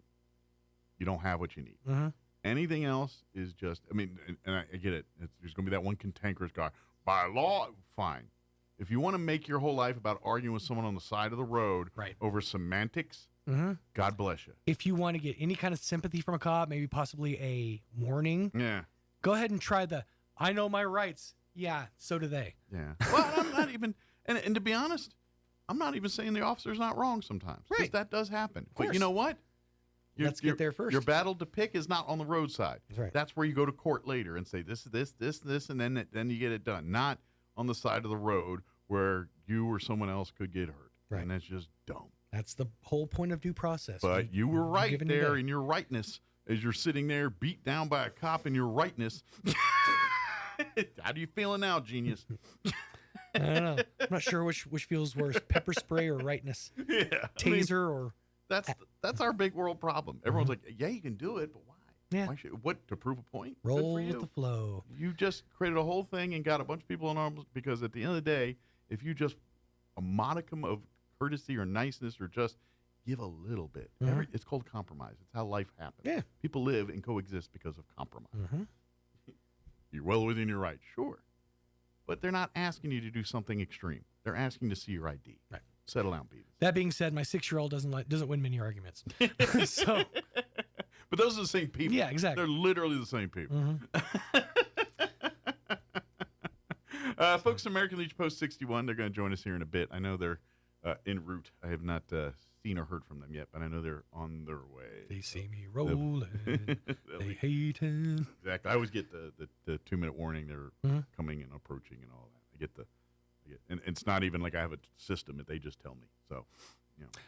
I see him at the door. I'm going to go, oh, it's time for me to move. I don't have like a bell or nothing. They go past her. You know, I started watching, I watched The Last of Us, the first season of it, and now they're 3 or 4 episodes into season 2, and I started watching them yesterday. It's pretty good. It looks... I like that show. It looks really... The new season looks really interesting. I got to say, that little girl grew up real fast. Well, and this she's... And then and this is where season 2 picks up like years later after season 1. So it's okay. So she's and at this point it's almost, at least the first couple episodes, it's the daddy-daughter dynamic. The teenage daughter. I think she's 19 in this in this version in season 2. She's a 19-year-old. So essentially the first season was establishing the universe. And now it sounds like they're jumping several years ahead. Now they're into the... And I've never played the game, so I don't know. Well, here's the thing. I played part, like, the first half of the first game. Yeah. And the first episode of the series and the events that happen in the game are spot on. Okay. Well, and I've heard that it's some good. I've never played the game, but I've heard both sides. It's great. It's awful. I've heard both. That first season, it really establishes, because it's basically that you have the plant zombie people things going on, and then she, because of the nature of the circumstance of how she was, basically, her mom was giving birth to her, and was attacked by the zombies, and the mom died. She was born, and with that, gave her some weird immunity to these zombies. And so that's the premise of the first season. You learn that, and they're trying to get her to the thing so she can be the key to save humanity. And then in season 2, and spoiler alert, they find out not so much at the end of season 1. And then season 2 picks up where she's trying to live her life 5 years later, right? With what's his name, who's kind of adopted her now, and all that. And so he's like the uncle, right? There's no relation. Okay, actually. Basically, his daughter died during this stuff, and then he's kind of turned into this solo dude, and then she came, and basically he was living his life solo, and basically others came in and introduced her to, she needs help, can you help her? And she ends up liking her and turns into kind of like a daddy-daughter expert scenario here. So, but that's basically the premise of the show. Well, no, I just noticed something. The girl they get to play Abby in the season 2. Yeah. Well, she looks completely different than she does in the game. She's older. She's a teenager now. She's a little older than she was in season 2. No, the other character. The villain character. Oh yeah, she's a girl. You know who she is? Yes, she's the youngest daughter from Last Man Standing. Yes. If you ever watch Last Man Standing, she's the youngest daughter. Yeah, I was about to say that. Yeah. Which is funny because, like, I actually, when I watched Last Man Standing, I thought this girl looks like the character Ellie from The Last of Us. Yeah. And she could actually play Ellie. Well, she's adjacent. So I think they might have, like, felt like they had a missed opportunity Yeah. to do that, so they just gave her the role as the other girl. And I'm going to take a instead. stab. Maybe they offered it to this one the first time, but maybe she was still doing that other show and scheduling conflicts didn't allow it. That happens a lot, too, where they want some money, but Yeah. they're already working, so they can't use them. So maybe that was the case. And they said, well, now you're free. Let's put you in Yeah. here. But anyway, I've watched the first episode or two of the season 2. No, that was just something I noticed that I had to pretty like good. Yeah, I watched get it out there. and looked down. I was like, man, she looks familiar. And then I started watching more. I was like, Last Man Standing. She's the youngest daughter from that. Mm-hmm. Yeah, she's getting up ahead in life. Yeah, so she kind of looks the same. Like Yeah. now she's older, obviously, but I'm kind of like, man, she's one of those. No, people if you that- play the game, she looks like Ellie. Right, but I'm talking about the from actress from the like, games. Like if you watched her from Last Man Standing, you watch her now, she kind of doesn't look Mhm. like she's aged any. You know, Mhm. or clearly she was a kid. I'm assuming she's adult now, but who knows? Anyway, folks from American Legion Post 61 are here to give us their monthly update, so we'll chat with them in just a few minutes. But before we do any of that, let's take a look at your weather. Rain chances have increased. At least, like the percentages not, but the days on which we could get it have added. We're like Friday to like at least next Tuesday, we got rain chances. But anyway, here's your weather.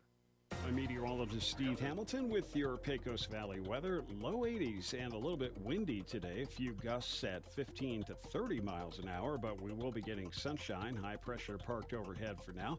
We're in the upper 40s and low 50s and clear for the overnight hours, and then very warm on Thursday. Upper 80s to about 90, and we keep the sunshine. We do have a system rolling in on Friday that may bring us some showers and thunderstorms. That's your latest forecast. I'm meteorologist Steve Hamilton. Thank you, Steve. Currently 60 degrees here in Roswell. Humidity is at 31%. Winds are calm at the moment. Today, mostly sunny, 79 for a high. Northwest winds 5 to 15 miles per hour. There is not one complaint in that weather forecast at all. Pretty perfect day today. Mostly clear tonight. Overnight low of 50. Winds will be out of the northwest 10 to 15 miles per hour. They'll drop down 5 to 10 after midnight tonight. Thursday, sunny. Warmer tomorrow, 86 for a high tomorrow. North winds 5 to 10 miles per hour. Thursday night, we're looking at partly cloudy skies. Overnight low of 53. South winds 10 to 15 miles per hour.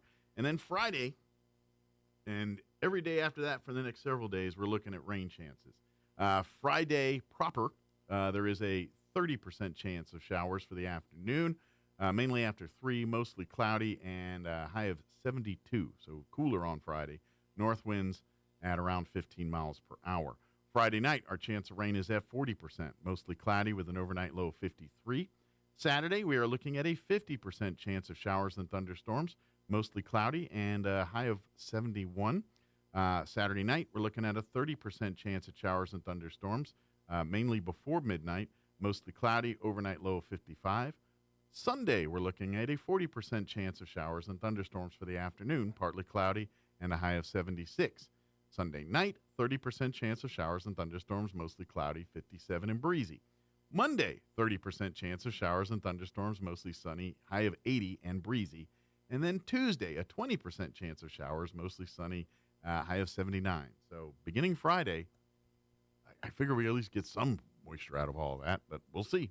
All right, 9:19, we're going to take a 2.5-minute break, and then on the other side, we'll talk American Legion Post 61 business. Don't go away.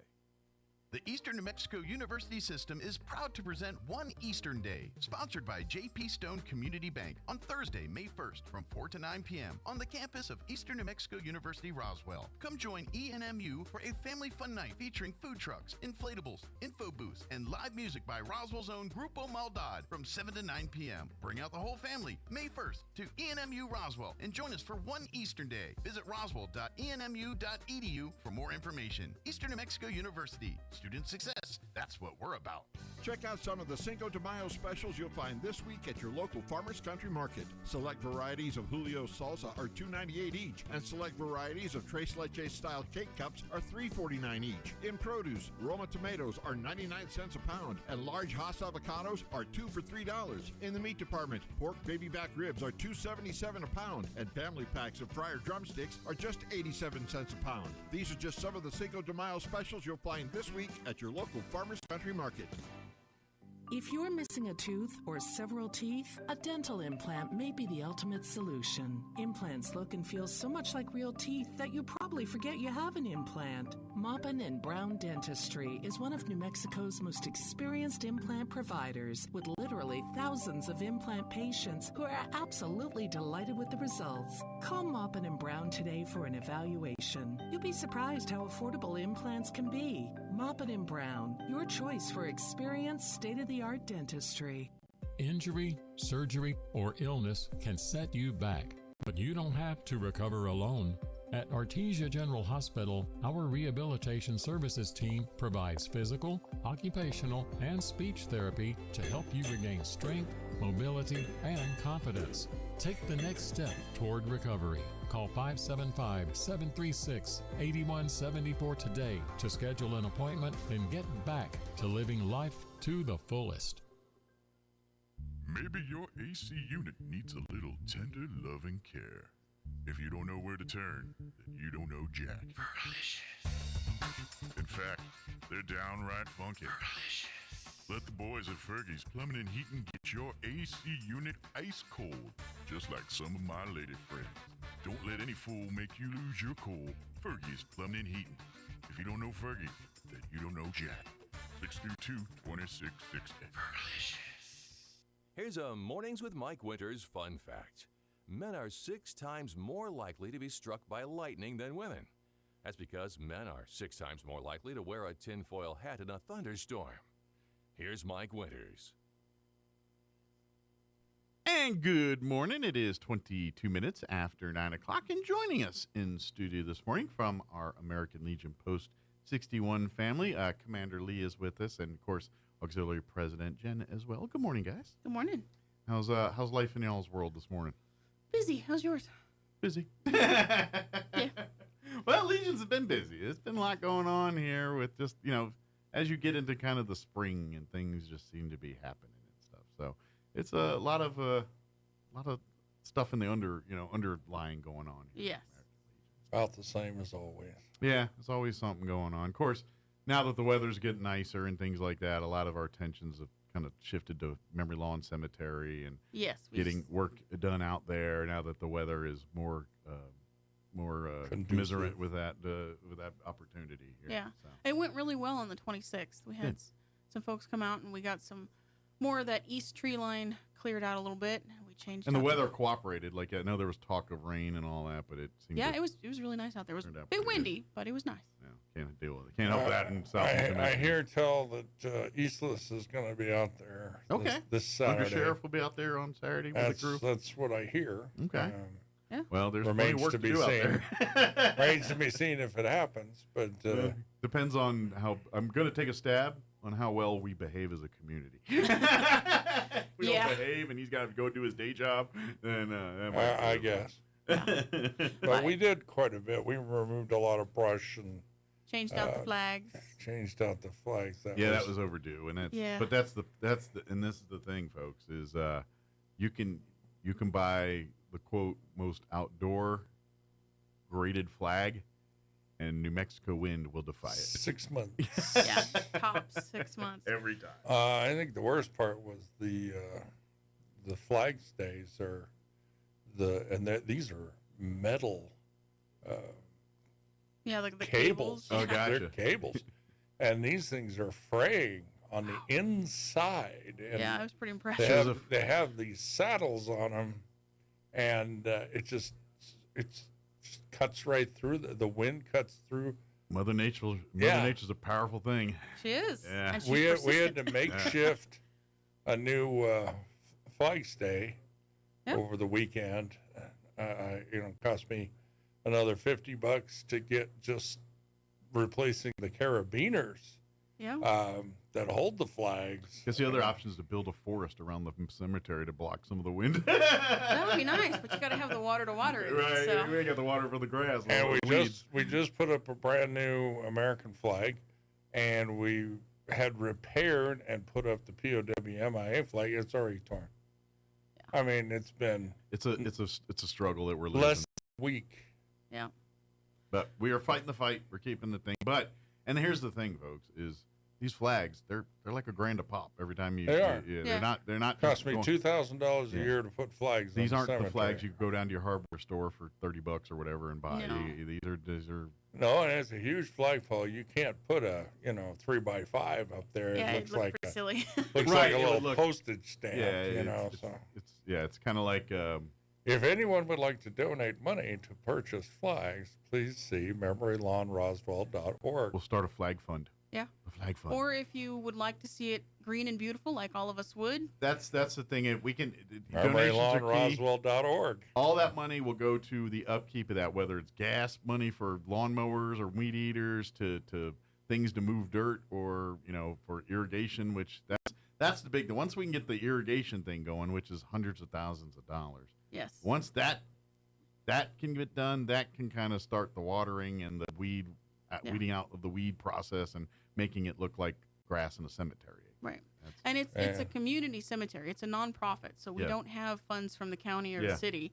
So everything has to come from, And basically, we kind of got it from the previous owners. And they got it from them, and right. And it's a it's long not a history. money-making adventure. It's really it's a labor of love. It's a nonprofit. Yeah, 501c13. There's no money being made here. There's money being lost every month. But well, I'm hoping that we're breaking close to even now. But but even at the end of the day, that because there's so much money that needs to be invested back into it, you couldn't. You know what I mean? There's it's not a get rich quick type situation. No, we're not getting rich. Every dime that you're making that's more than the covering of expenses needs to go back into fixing and replacing things out at the cemetery. Which is why we so appreciate Mr. Eastless and his crew that are willing to come out and volunteer. We love when these groups and you know what? If there's other groups who want to volunteer time out there, by all means, come on to reach out to us. We can help navigate whatever we can on some of that stuff. Right. And of course, like I said, money donations, and we can earmark it directly. Say, don't use this for anything region. Use it strictly for memory lawn. We'd be happy to. No problem. We'll make sure that. Well, and we have one of the lowest rates for open and close in the state, and we were yelled at recently by one of the. We were undercutting them. One of the funeral homes in town was like, we have expenses too. Just because we're a nonprofit doesn't mean we don't have expenses. We have to pay for insurance. Sure. Anybody steps on that property out there, I have to have insurance for. Well, and here's the rub too. It's like say something happens to one of those gravestones. We're on the hook for that stuff. Right. And, which is why we are if we do it. Right. But we've got people out there all the time. But that's what liability insurance is for. Yeah. We are not allowed to touch the graves as far as repair. Right. So if it sinks, I can't touch it. That has to be done by the monument company. Otherwise, if I damage that thing, I'm liable for it. And those things aren't cheap. No, there's a lot of money in those hunks of marble and stone that are sitting out on the. Right. I think the least expensive one is $500. Yeah. But I mean, there's some monuments out there that are $4,000 or $5,000, and I ain't touching those. That's just the thing. We'll clean up around it and we'll weed whack near it, but we're not gonna. And we don't have the equipment to lift it anyway. So, right. So if you notice one that needs repair. If you know the family, let them know that it needs to be repaired, and then they can contact the company, and they can come out and repair it. Yeah. The monument town and the monument company in town is what's that place? I know where it's at. I don't remember the name of it. Yeah, I know it's not Sadler and Sons, but that's what's it coming is. to my. Yeah. It is. It's Sadler. Okay. Well, there you go. It's right across the street from South Park Cemetery. Yeah. Okay. But they're really the only game in town, unless you want to contract with somebody out of Texas. Okay. But I'm not familiar with the Tombstone game. Sorry. Yeah. Well, no, I understand. Well, we weren't either until we got in the graveyard business. And what people don't seem to understand is this cemetery has changed hands so many times. It has. And originally, I mean, we're talking years ago now, it was a joint venture between Memory Lawn Memorial Park and LaGrone. Mm-hmm. So then they were doing vaults back then, and so they were taking a bunch of money and prepayment. You're not thinking like bank vault. No, I'm talking about cemetery vault. Right. Yeah. But I mean, they were taking prepayments on these things and thousands of dollars. Okay, that kind of stuff.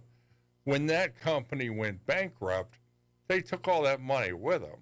So it's like, so we're left holding the bag, and that's pretty much why you're. So seeing I what got you people see coming to me and saying, "Well, we paid," and I'm like, "We're not the same company, that's not you us. know. It's not, you know, we're just, you know, and it's the same patch of land, but this is a different group of people. Yeah. Yeah. Yeah.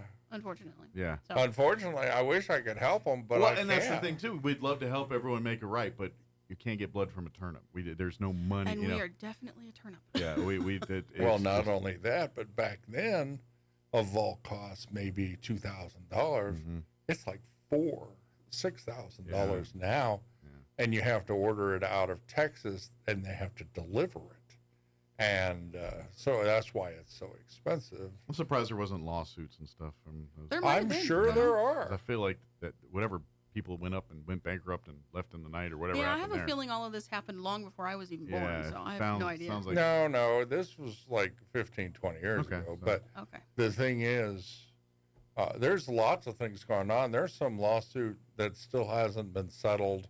I haven't got a notice for it yet, but it doesn't affect us because, like I say, we're not that company. Right. But at the same time, there's somebody trying to locate a previous owner. Well, if you find them, let us know. Yeah, I know. We just need Maybe we need to talk to we him, need too. we need a throat to choke, you know. But we're doing the best that we can. Yeah. We're cleaning up the tree area and stuff like that. But That's kind of the thing. Is we got handed a big bag of poo, and we're trying to make Well, and the previous garden owners, out of it. they did the best that they Yeah, could. and to be too. honest, they got the same bag of poo before that, and they did as best with the poo as they could. But that's kind of well, what's going on. and the guy, he was doing the best that he can. But Yeah, Mr. Mayhew, when he he died, you know, and they were all out of California. When he died, they really didn't have the resources to be out here anymore. But I mean, it was he got it in a considerably worse shape than when he left it. Right. Yeah, you he know, put in the new flagpole. He They fixed they the put pump, about $50,000 Yeah. into it, at least. Yeah. and So that being said, it was a bag of poo before they got their hands. Yeah. So we're moving forward and we're trying to make it as good as we can, but we desperately need the community's help if we want to see. And I do want to thank Calico Cal. When we were on the radio last time, we announced, Angel, yeah. and bam, $250 came in. Angel's awesome. And so that helped fund at least some of the gas and stuff running in the mowers. and Every things little bit like helps. that. It's literally it's a hand to mouth organization here Yes. with this stuff. Every dime whether it's $50, $1,000, every bit of it helps, and every dime of it goes into something there related to Memory Lawn Cemetery. And whether it's- FYI, Memorial Day is coming up end of this month. Well, actually, today's tomorrow's technically still April. Tomorrow's April. April. Well, okay.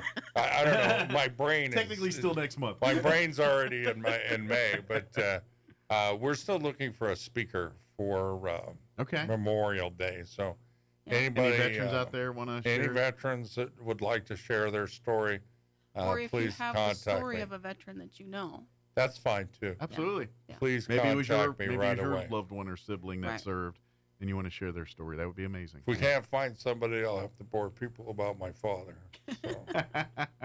But that'll be that. Usually we do it that morning on Memorial Day out at the. Yeah, Because usually and- there's a couple. Because I think Post 28 does their deal at South Park, Right. and then we'll do ours at Memory Lawn. So there's a bevy of places on Memorial Day. Well, there's going to be at least three. Yeah. I mean, then we've got ours, and we used to help out down at South Park, but then there's McBride too. Yeah, so. it gets busy. We have to spread ourselves thinner. Yeah. So. And we will be putting out flags. So if those in the community would like to come out and help. That's always fun. I love when I see the families come out Yeah, and do it's that. great watching the kids See run the little around. kids and the moms and dads with Yeah, their we'll kids be putting the putting out out. flags the day before. Yeah. So And it's that'll a- be on Sunday. It's And we got a about couple hundred graves to put them on, so it takes a 300. minute. Yeah. Yeah.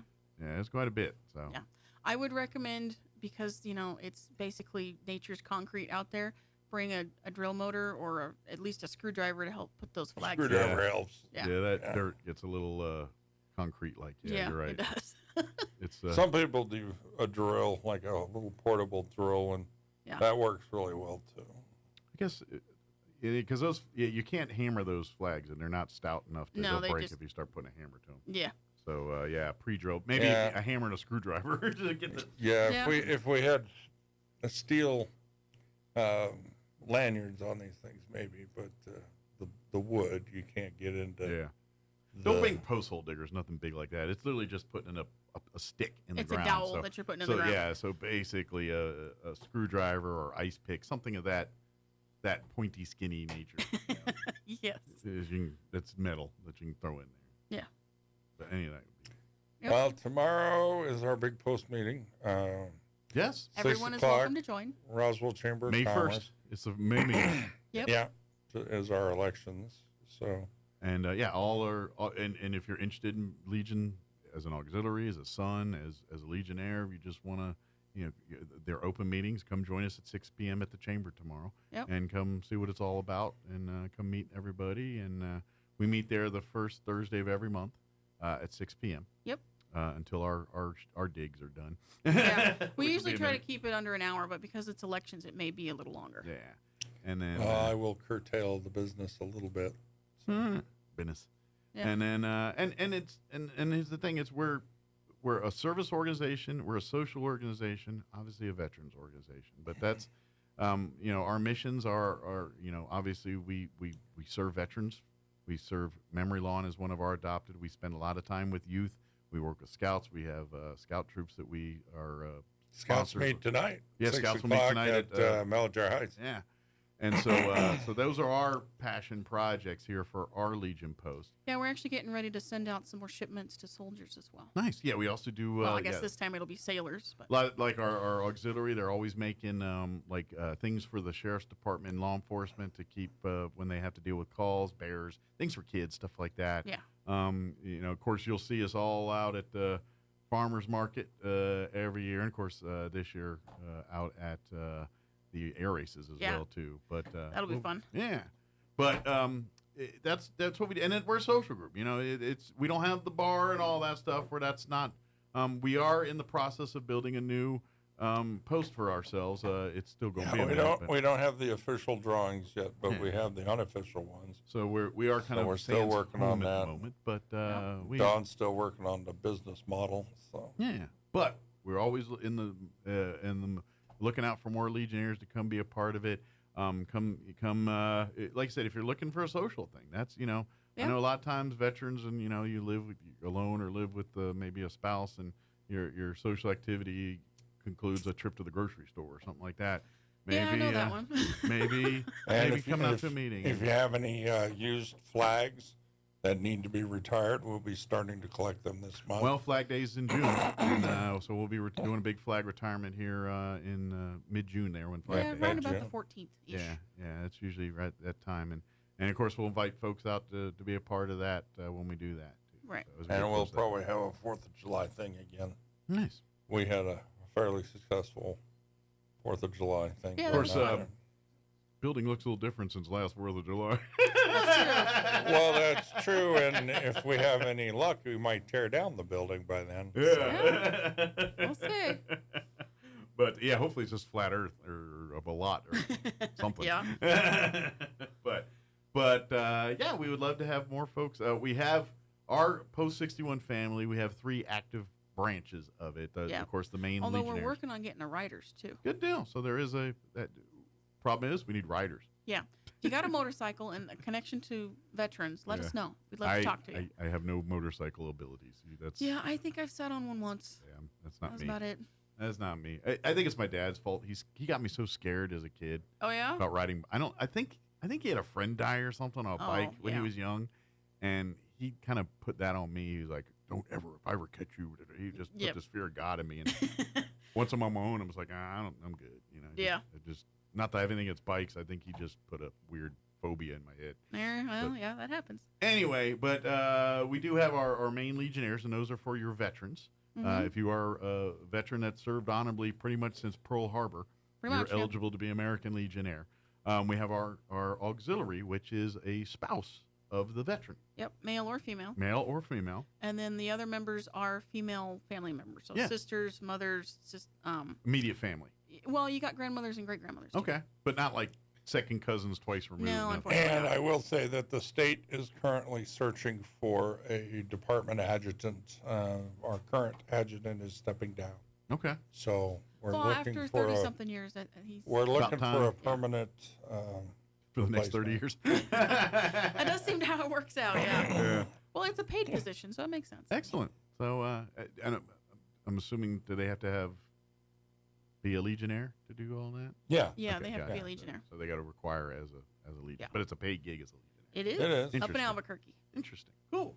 I don't think it pays a lot. I think it's like $30,000 or something like that. I'm going to guess probably a lot of accounting, a lot of that kind of skill sets. Yeah, they demand a lot of things. But, Yeah. To me, some of it is a little overkill. But I think most job recs are that If you're way. like a business manager type, you probably you your got it. skill set would serve you well as an adjutant for this.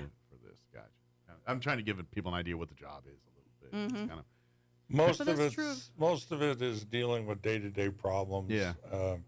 You do have to travel a little bit. You have to go to national convention. You have to go to Which is fun. Washington conference. Well, you're a representative for the state, which means you got to visit Right. all of the state, and you live in a big state, which means you got to travel. Yeah. If you don't like it, move to Rhode Island. Yeah, that's true. It's like the size of one of our counties. But Yeah, I visited back east a few years ago, and we were driving through, and I'm like, oh, there goes another state. Okay. That was only a couple hours. depending on where you're at, you could spend equal amount of time getting there, depending on traffic. Depending on, like, if you're getting way up in New England, but if you're down in Boston or New York or D.C. or Philly, any of those areas, it takes 3 hours to go 10 miles. Oh, yeah. Depending on the day. Yep. So it's just one of those things. But anyway, it sounds. If you're interested, I'm sure if you go to the Legion's website or probably even through Workforce Connections, you probably find a link. No, it'll be on RoswellLegion.org. On ours, too. And Okay. it will be on NMLegion.org. Very good. And then Sons, that was the other one I started to talk about. Sons is for the male descendant of a veteran. Yes. That is So is the eligible to son, do that. grandson, is it great-grandson too, or just... Any any. male descendant. Any male descendant of a veteran. Okay, nice. So, which means if your mom's a veteran and you're a male, you can be a son. It is true. I know that we The don't. only spot we don't have yet, which I hope they fix, is for brothers. So if you have no other connection other than you're the brother of a veteran, unfortunately, we don't really have a spot for you yet. So sorry about that. Doesn't Well, qualify as we auxiliary, huh? offer discounts for if you're under 18. So as a junior SAO, we have a few sons that are junior not yet auxiliary voting age. Yeah. Yeah. And the only qualification is you have to be born. Yep. So That is a requirement. You have to breathe and be alive. you have to breathe air Yep. at least for 5 seconds. Yep. I mean, it's unlike like the Legion. You have to have served 1 day. Yeah. I don't think there's that same So requirement. if the I spouse think you is have pregnant, you got to wait till the baby's the born. before you the sign them first up. breath, and Yeah. then you can do it. Then you can sign them up. As soon as they smack the kid and cut the umbilical cord, get that form filled out. That's it. Actually, a lot of people pre-fill out the form, and they just. I still remember the day that one kid, his grandfather called me, and he says, "Sign him up. I got the paper in hand." It's a boy. Here's your That's application. right. Pat on the butt, cut the umbilical cord. Here you go. It was Sign so 'em up. funny. Yep. But yeah, if you're and here's another thing too. Yes, we love you active, and we'd love to have you come to meetings and things. But here's the thing too, and this is where all veteran organizations are dealing with this. There's strength in numbers, and really because the American Legion is really the congressionally authorized official veterans org. Now VFW, they all do great work, but at the end of the day, American Legion was created by Congress, which means they by law. Which means that any change we have to make takes an act of Exactly. Congress. Literally. But on the converse side, we get a foot in the door a little bit quicker because of that. So they But tend to Now, listen the to them. advantage of joining the Sons and Auxiliary or the Legion is you qualifies you for a lot of benefits. Sure. Scholarship money and stuff like that. So people say, well, why would I want my kid, to join the SAL or whatever, Oh, yeah. And the thing is, it helps you a lot later in life. Well, it's also a civic organization. If you have a kid that's still like going, school age, there's a lot of bullet statements for whatever. If they're it's like joining the FFA or something like that. It sure as hell looks good on a resume, especially if you want to go to an academy. Yeah. Later in life. Absolutely. But the other side of it too is numbers. And when the American Legion needs to fight for veterans in Congress, it sure looks a lot better when they say us and our 2 point whatever million constituents behind us doing that. And they can only say that is when people sign up. So even if you're like, I want to sign up, but I can't go to a meeting every week or whatever it is, okay, maybe come to some of the meetings, but your registration is very important in the big scope as well too, and because your you're fighting for veterans by signing up. By you being a son, by being an auxiliary member, by being a Legionnaire, you are strengthening veterans groups to fight for more veterans. It helps. Your membership helps to give veterans, the military, and their families a voice in Congress. If you see all the stories about veterans trying to get medical help and having to go through the ringers and all this stuff, or get base housing worth living in, the only way that gets fixed is when the public screams and hollers about it. Right. And so when you have a bunch of Legionnaires and a bunch of VFW guys, and when they have those kinds of numbers talking that's how they get those people to listen. So yes, by you signing up for the Sons and maybe coming to every other meeting or once every 6 months, you're still helping us achieve that goal. So even if your time is not necessarily available to us that much, your membership certainly would be. And even if you can't be a member because you don't have any connections to the military, there are things that you can still do. You can still volunteer. You can still donate. But there's also something called the Grassroots Action Center. Okay. You go online and you fill it out, and it's basically a chance for you to let your Congress people know that the bills that the American Legion are fighting for are important to you as well. Sure. You don't have to be a member. You just go online, you give them your zip code so they know who to send it to. Yeah. And then they will hopefully do what we tell them to. Absolutely. That's the kind of stuff we need to, to get that awareness, to get that. So yes, those gestures, please. So learn more. Come to our meeting tomorrow. Like I said, we'll be meeting 6 p.m. at the Roswell Chamber of Commerce. We always meet there the first Thursday of the month until we get our own building here. But come join us. Come see what we're about. Come ask questions. Yeah, if we you got love them. questions. We love to, and right now we meet as a joint family. So our Legionnaires, our auxiliary, and Sons all meet in one meeting for now. And because we basically all work on similar projects, and we're a family. And we are one direction. Yes, there's separate finances, separate pet projects per se. Yeah. But at the end of the day, everyone supports everybody. When if it's a Legionnaires event, there's auxiliary making it happen. There's an auxiliary event, there's Legionnaires making it happen, and vice versa. Right. Sons do a pancake breakfast, there's a bunch of auxiliary and Legionnaires sitting. That is one of the things we're looking forward to when we get our building. We need to get them back. Yeah, I've been hankering for some cakes. Yep.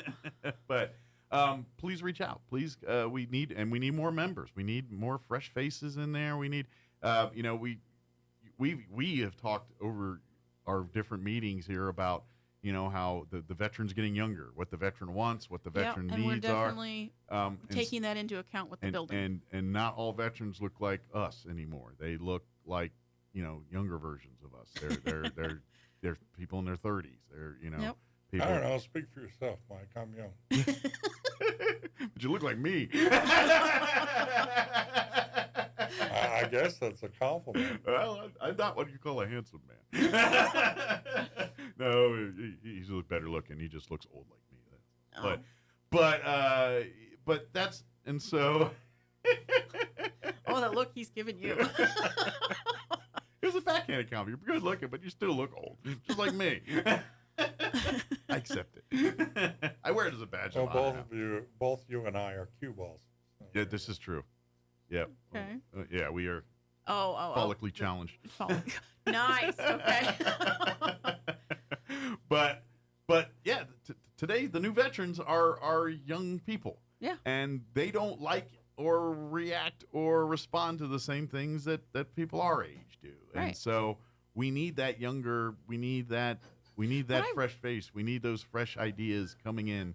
I could really use some help with the social media aspect. Yes, I am a millennial, but I'm one of the older millennials, so I'm still not as up on things as I probably should be. So if somebody knows anything about how to work the social media aspect, we don't have a really lot of use your help. We don't have a lot of people with the computer skills. I mean, we got like computer programming skills, but not don't ask social me to media figure out interaction. Facebook Like, or you need a any of computer that, built or a network built, we got you. Yeah.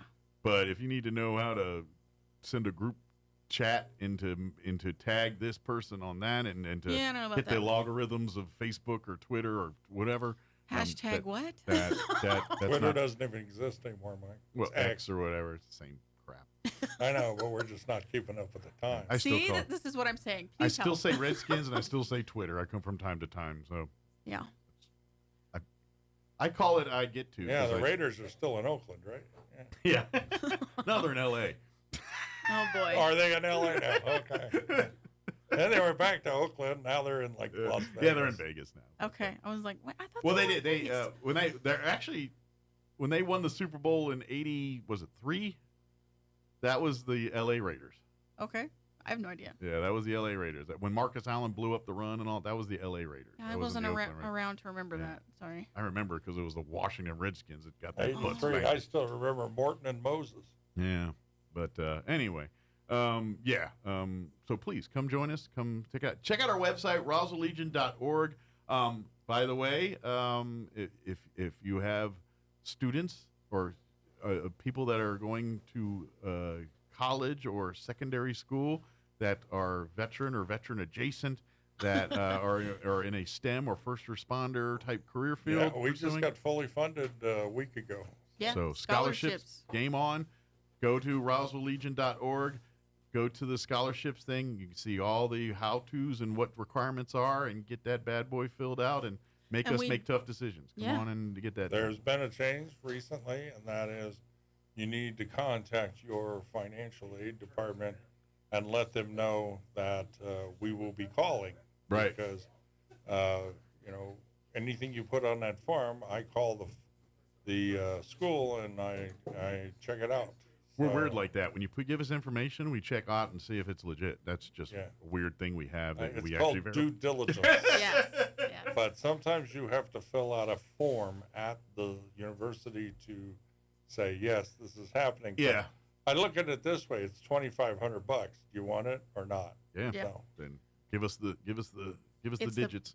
You figure you spend maybe an hour filling out the application and writing the short essay. Yeah. That's $2,500 an hour. I could take a paycheck like that. You're making more money than I am at this point, and a lot of us. But please, Roswell Legion, and of course, if you want to learn more about memory lawn or anything we were talking about here, roswelllegion.org. You can kind of see, and then, of course, you have questions. You can or memorylawnroswell.org. Yeah, that'll get you there too. Or if you're not tech savvy and have issues, you could always call us too. Like old fashioned. The thing that has all of those cool websites and things on it, it's actually a phone too. Yeah, apparently. the buttons. Yeah. They used to have ones with a dial. 575-268-0220. And or better yet, come visit us tomorrow night, 6 p.m. at the Chamber of Commerce here. Yeah, if you got some ideas, we got to build up the other two websites too: RoswellALA.org. Yeah. RoswellSAL.org, and figure that one out. There you go. If you hear stuff that you feel like doing, come and join we us. have, because of the scouting programs, we also have juniors that are going to be active as well. So Good deal. if you have kids that are bored out of their mind and about to drive you nuts this summer, we can give them something to do. Absolutely. Come on down. And we do offer discounts if you belong to our Legion. Mm-hmm. Yeah, we do help out some Legion, of the scouting families SAL, and or that. auxiliary, we get you discounts on your scouting fees. Yeah. Think of it as like a Kind of a club 2-for-1 type reward. deal. Yeah. Club reward. Hey, there you go. I like that. Yeah, you join the Legion, you join the SAL, you join the auxiliary, and on the first year, I credit all of that towards your scouting fees. Nice. Every penny. So you get benefits of both memberships. Absolutely. Nice. Right. But the next year, then it's just the portion that we keep because, obviously we can't be underground every year. Well, remember that part of the beginning where we said we were broke, we don't have any money? Yeah, that applies to the Legion side too. Yeah. Same thing here. Yeah. Fortunately, we have earmarked specifically the scholarship monies that comes from a very good source, and so. But that's exactly what it's for, and that's only for that. So yeah, it can't be used for anything else. So we are broke. Yeah, The we scholarship just have an fund's got angel. money. Yeah. Kids going to college, there's money. But if we need stuff, we're broke. We got to go out and hawk some We got to stuff. sell cookies at farmers market That's right. and beg for money. To go buy some turkeys. Yeah. Yeah, we're only about $250,000 in the hole right now. Yeah, right. Yeah, between all this And projects the building we and do. everything else. So. Yeah. But is there anything else we wanted to cover? Or did we get it all? I think for this pretty much got there's it. enough damage for now.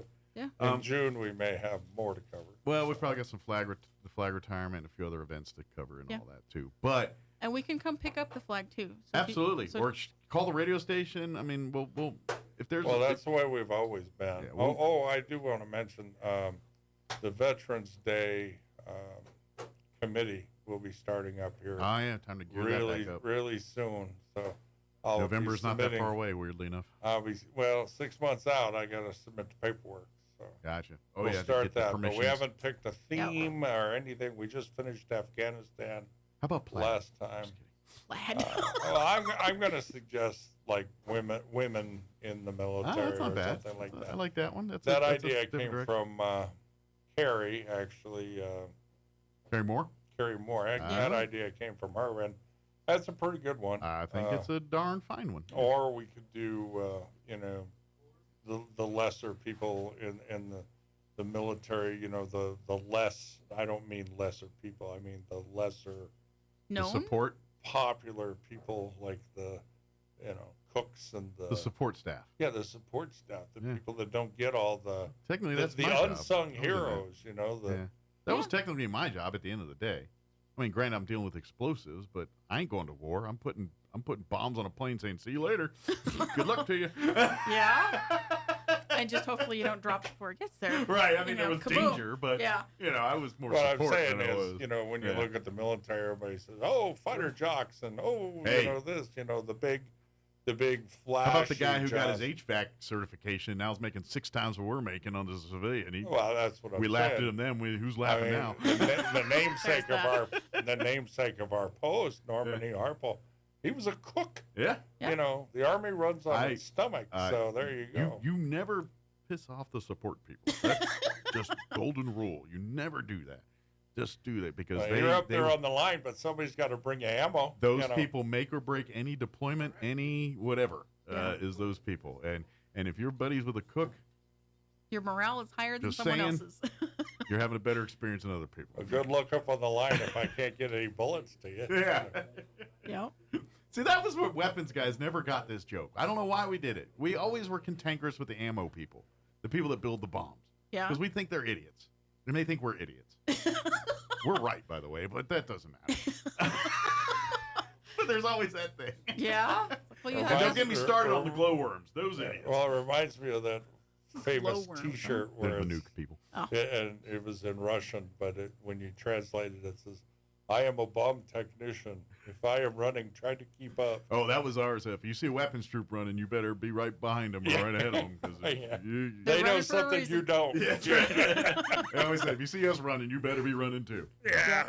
I just saw the time we got to go. But again, RoswellLegion.org, and then come join us 6 p.m. tomorrow night out at the Roswell Chamber of Commerce. And come see what we're about. So, yep. Thank you, guys. We'll see Thanks, you tomorrow. Mike. All right, it is closing in on 10 o'clock. If you missed any part of the show, I invite you to check it out at your leisure. Log on to ksvptv.com, click on the Mornings with Mike Winters channel, and you'll find all of our videos there. We'll be back bright and early, 7 a.m. tomorrow with an all-new show. Thank you so much for allowing us to be a part of your day. Take care. We will talk to you tomorrow.